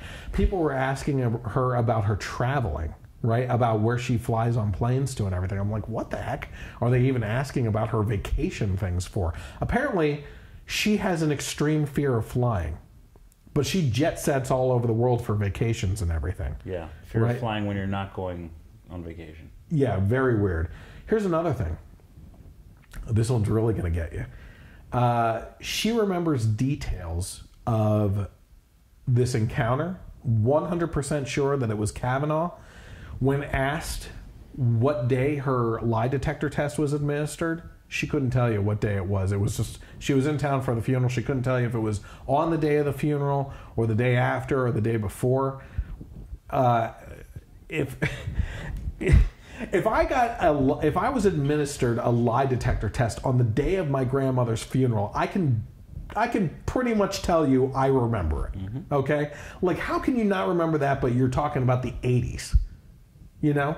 By the way, in regards to the 80s and evidence and everything, she doesn't know what house it was at, what neighborhood it was, what day of the week it was. what month it was, and like for a while there couldn't name any credible witnesses for the whole thing. So this whole damn thing just falls apart. It falls apart. Moving on here because okay. I just closed that window, but that's okay. I actually have it right here. Another thing that was really infuriating today, the Senate Democrats kept on, they're trying to push this narrative and push him into this scenario of answering a question that he couldn't answer. They kept on saying, turn around and say to Trump's administration person that you are willing to undergo an FBI investigation on this, right? That's not his call. Nope. He can't say that. He can't order them to do that. Yet they were trying to get him to say it, and he kept on saying, I will do whatever this committee wants me to do. But it's up to the committee to decide to do that, right? Mm-hmm. They threw it back in his face. The Republicans threw it back in the Senate Democrats' face about an FBI investigation, because an FBI investigation wouldn't do anything. And you know how they proved that to him? They brought up old Joe Biden. Joe Biden. I thought so. Uncle Biden and what he said during Clarence Thomas's. There's no confirming. There's no, Oh, here we go. Let's take a watch. The next person that refers to an FBI report as being worth anything obviously doesn't understand anything. FBI explicitly does not, in this or any other case, reach a conclusion. Period. Period. So, Judge, there's no reason why you should know this. The reason why we cannot rely on the FBI report, you wouldn't like it if we did, because it is inconclusive. They say he said, she said, and they said. Period. So when people wave an FBI report before you, understand, they do not reach conclusions. They do not make, as my friend points out more adequate, they do not make recommendations. Well, there you go. I'm throwing it right back in their own faces with this whole thing. Good for the goose is good for the gander. Yeah, no kidding. On top of that, Kavanaugh sat there and said, if you have questions, now is the time, right? Which leads into this whole thing that just the underlying issue that really pisses me off. Okay, this is the thing that gets me the most on this whole issue is the timeline of everything in regards to the Democrats. Okay, Kavanaugh, as soon as this allegation was levied at him, said, I want a hearing right now. Give me the hearing, and I will answer these allegations as completely false, right? They waited 10 days to do it, prolonging a timeline even more. And now they're calling for an FBI investigation that will prolong the process even more than that, okay? Stalling much? On top of that, Senator Feinstein has had this information since mid-July. She sat on it and said today, by the way, if you go back and watch a video of the Republicans ripping into the Democrats, I have to say Feinstein looked defeated because they were called out for their circus shenanigans for exactly face value on what it was. She knew her cheeks hung with guilt like no one I've seen before. She knew she was caught red-handed on this. She sat on this information since July. As we just learned, that polygraph was administered in early August. So this isn't anything new. That was during all the hearing stuff. Could have been brought up in the hearings. We learned today from Senator Ted Cruz that had Senator Feinstein come forward, her excuse today was that she was honoring the confidentiality of Dr. Ford and didn't want to put her name out in the public. Cruz made it very clear, asking the chairman, is there a process in place that if the accuser wanted to keep their story confidential and have the rest of us hear that story and make a judgment call on it? Is there a process in place? Yes, a confidential meeting for the Judiciary Committee to sit down with these individuals and hear these stories without it ever going public. They chose not to do it. The Democrat senators had multiple opportunities after the hearings, in closed-door hearings, to sit down with Republicans and refuse to participate. They sat on this information and didn't bring it forward until after the hearings. Now they're asking him to extend this process of being nominated and appointed to the Supreme Court to undergo an FBI investigation that they could have had started back in July based on the information given. So to say that Brett Kavanaugh is holding up this process and playing political games with his appointment and everything is completely false. What this actually says is that the Democrats care more about their political positioning and posturing and political game shenanigans than they ever do about the victim and what did or did not happen. If you think that the Democrats in this case care at all about what did or didn't happen to Dr. Ford, the fact that they waited until after the hearing ended to present this evidence, or lack of evidence, to the committee for another additional hearing, and then 10 days after the fact, and then try to prolong this with an FBI investigation, just shows that they are more interested in an election result that favors them than anything that ever happened or didn't happen to Dr. Ford. They have no shame in this situation, and they've been called out today by multiple senators. Before we get to one of the best parts of this, do you have anything to say? Because I've been on a rant. No, I completely agree with everything you've said, Chris. Okay. All right, so let's go to... I knew you were going to get heated. I'm not even... I think that Graham's going to bring up some things that I want to address as well here. I hate... Yeah, like you said, I'm not the biggest Lindsey Graham fan. I hate Senator Graham. All right, but this was amazing.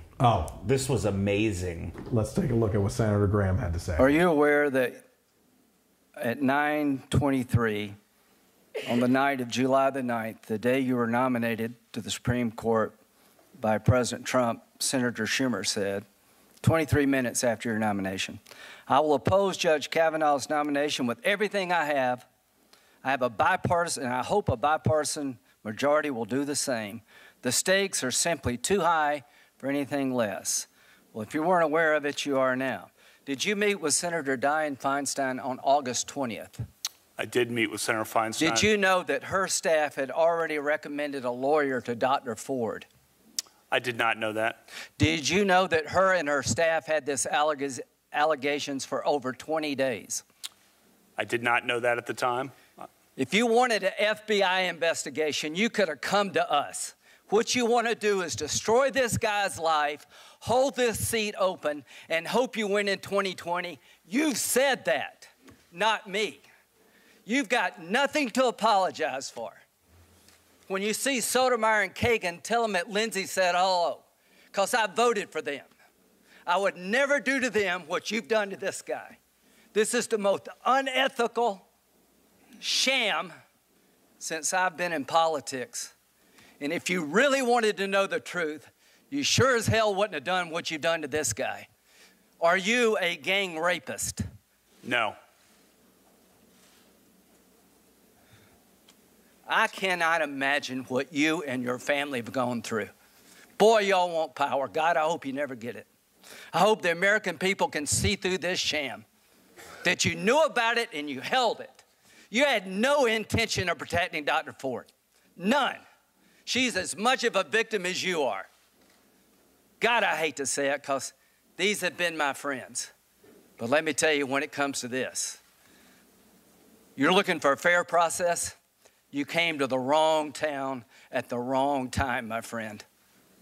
Do you consider this a job interview? The advice and consent role is like a job interview. You consider that you've been through a job interview? I've been through a process of advice and consent under the Constitution. Which Would you say you've been through hell? I've been through hell and then some. This is not a job interview. Yeah. This is hell.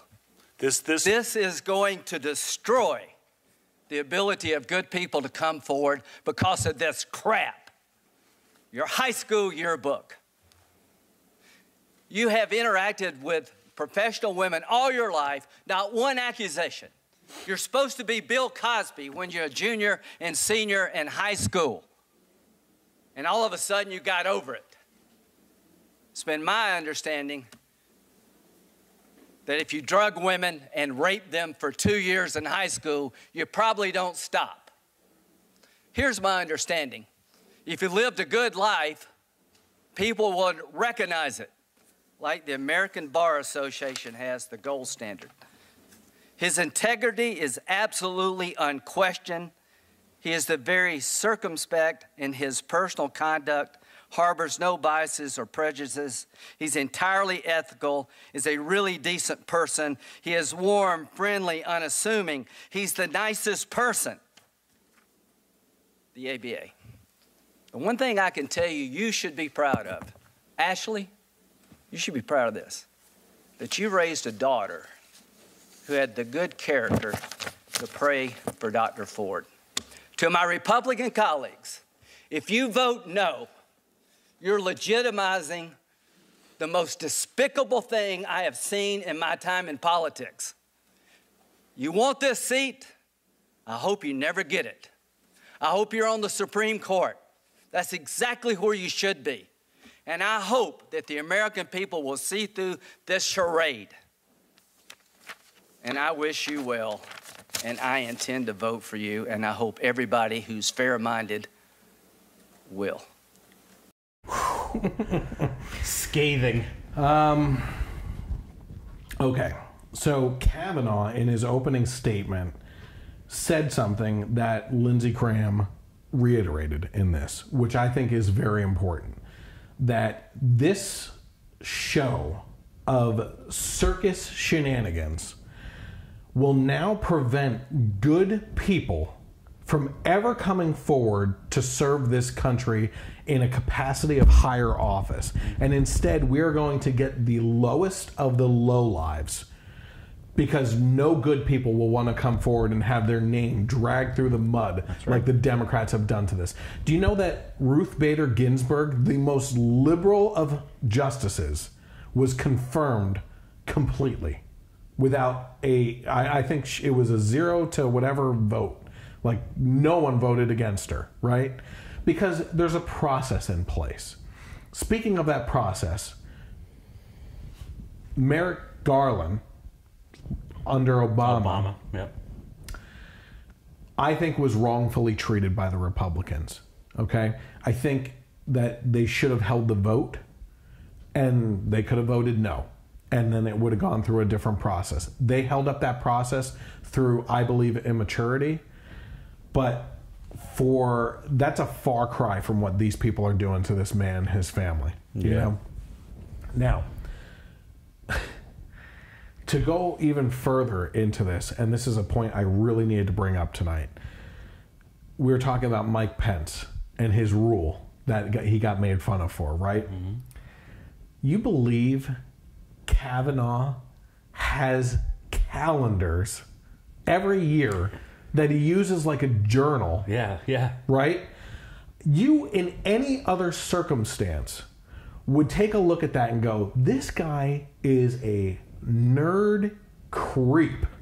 Who the hell would keep a calendar journal of every day and everything that they're doing and the details of who he's with and everything like that? That's psycho, right?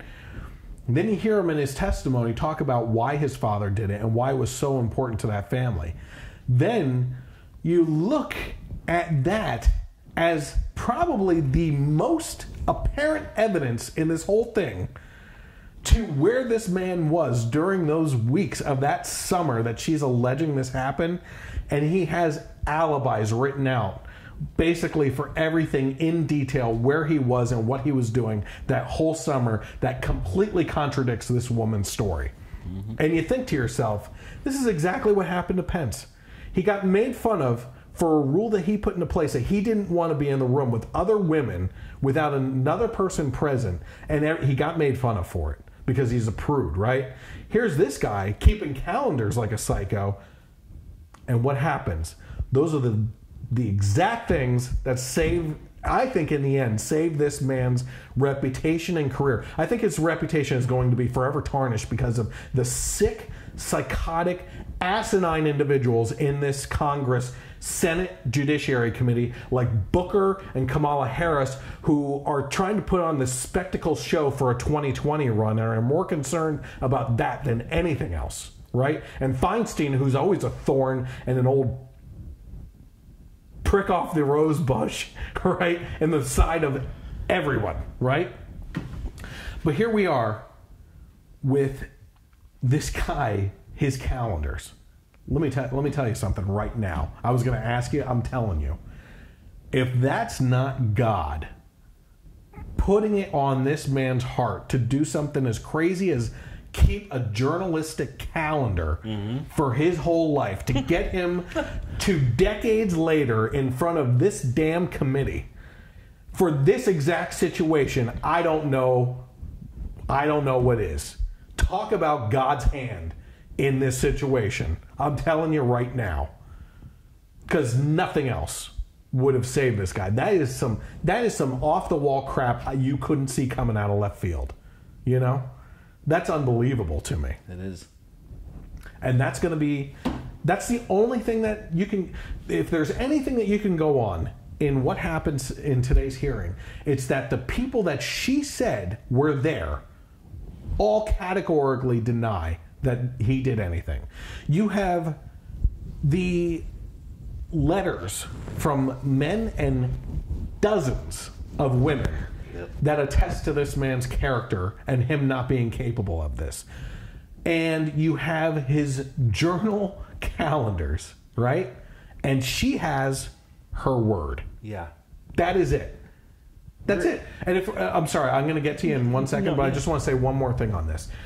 If we are to look at and judge this whole situation based on the character of these two individuals, what you have is a man that's been on the federal judicial court for 12 years with a spotless record and confirmed through 6 FBI investigations into this man's past and no accusations ever coming up before this.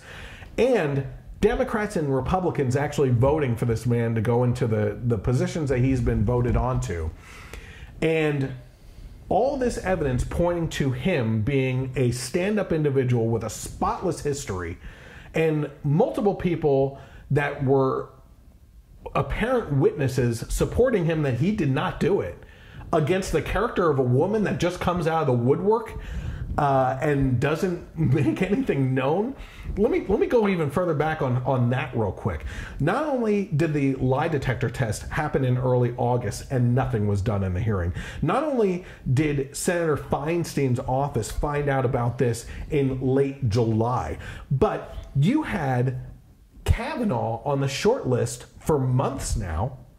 And before that, in 2016, when Trump was elected president, he, talk about God interfering again here in my mind, came for the first time in presidential running history for candidates.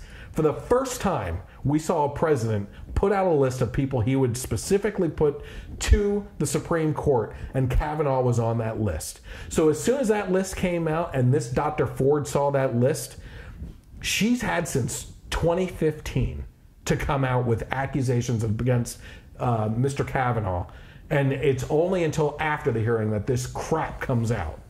Shame on the Democrats and anyone who's supporting the shenanigans that these people are putting this man and his family through, because all evidence, the lack thereof, and those people and these calendars and everything are pointing to the innocence of this man. And you have made a spectacle of this nonsense and have set a precedent. And that's the most important part here. One thing that Kavanaugh said in his opening testimony today is what goes around comes around.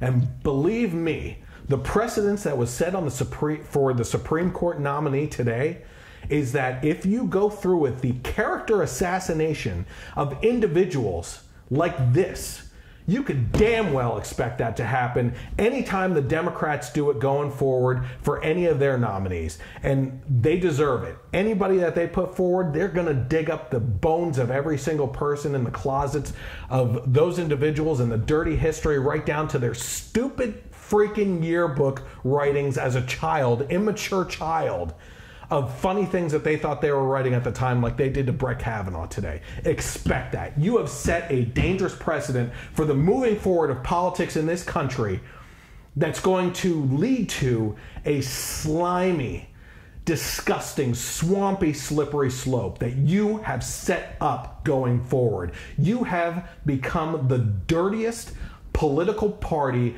of political shenanigans and are disgusting examples of what the political environment in this country has become. You reap what you sow. You reap what you freaking sow. And they're going to be reaping a lot of it. It's like Lindsey Graham said, you want this power so bad, I hope you never get it. Yeah, and I find it disturbing that even if all of it is completely false and he is confirmed, Dr. Ford will get a $10 million book deal. Oh, yeah. Oh, yeah. Out of it. Yeah, no kidding. She ain't going to be working another day in her life. Nope. Nope. She'll be slipped an envelope, too, somewhere. Yeah.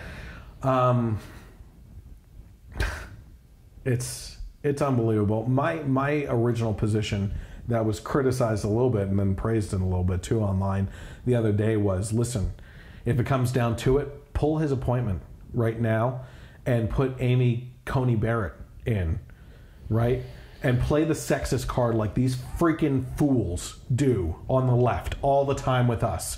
If they say anything negative about her, say you're a sexist. No matter what it is. They could go into anything on this woman that's legitimate. Just say it's sexist, right? That woman is one of the most conservative choices that was on that list from President Trump. And they should play that card. I have said for over 2 years now that the level of which that the Democrats go by stooping low, we need to stay higher than that. Mm-hmm. It's getting to the point, man. I'm sick of playing these freaking games where we take the moral high ground and do the right thing instead of actually shooting back, and not literally. Because, by the way, if you don't remember, last year the Senate or the congressional Republicans were actually targeted and shot at on a baseball field. So you want to talk a party that's actually under attack for things all the time? It's us, okay? But they should. What I said in the post was they should appoint her, then hold him off, do the investigation, prove his innocence, prove that the Democrats are guilty of being slimy bastards, right, in what they've been doing. Then, as soon as Ginsburg drops dead or resigns or retires or whatever the heck happens, appoint him to her seat. The prime example of the left of Supreme Court justices, just shove it in their face and put him right in her damn seat. Either way.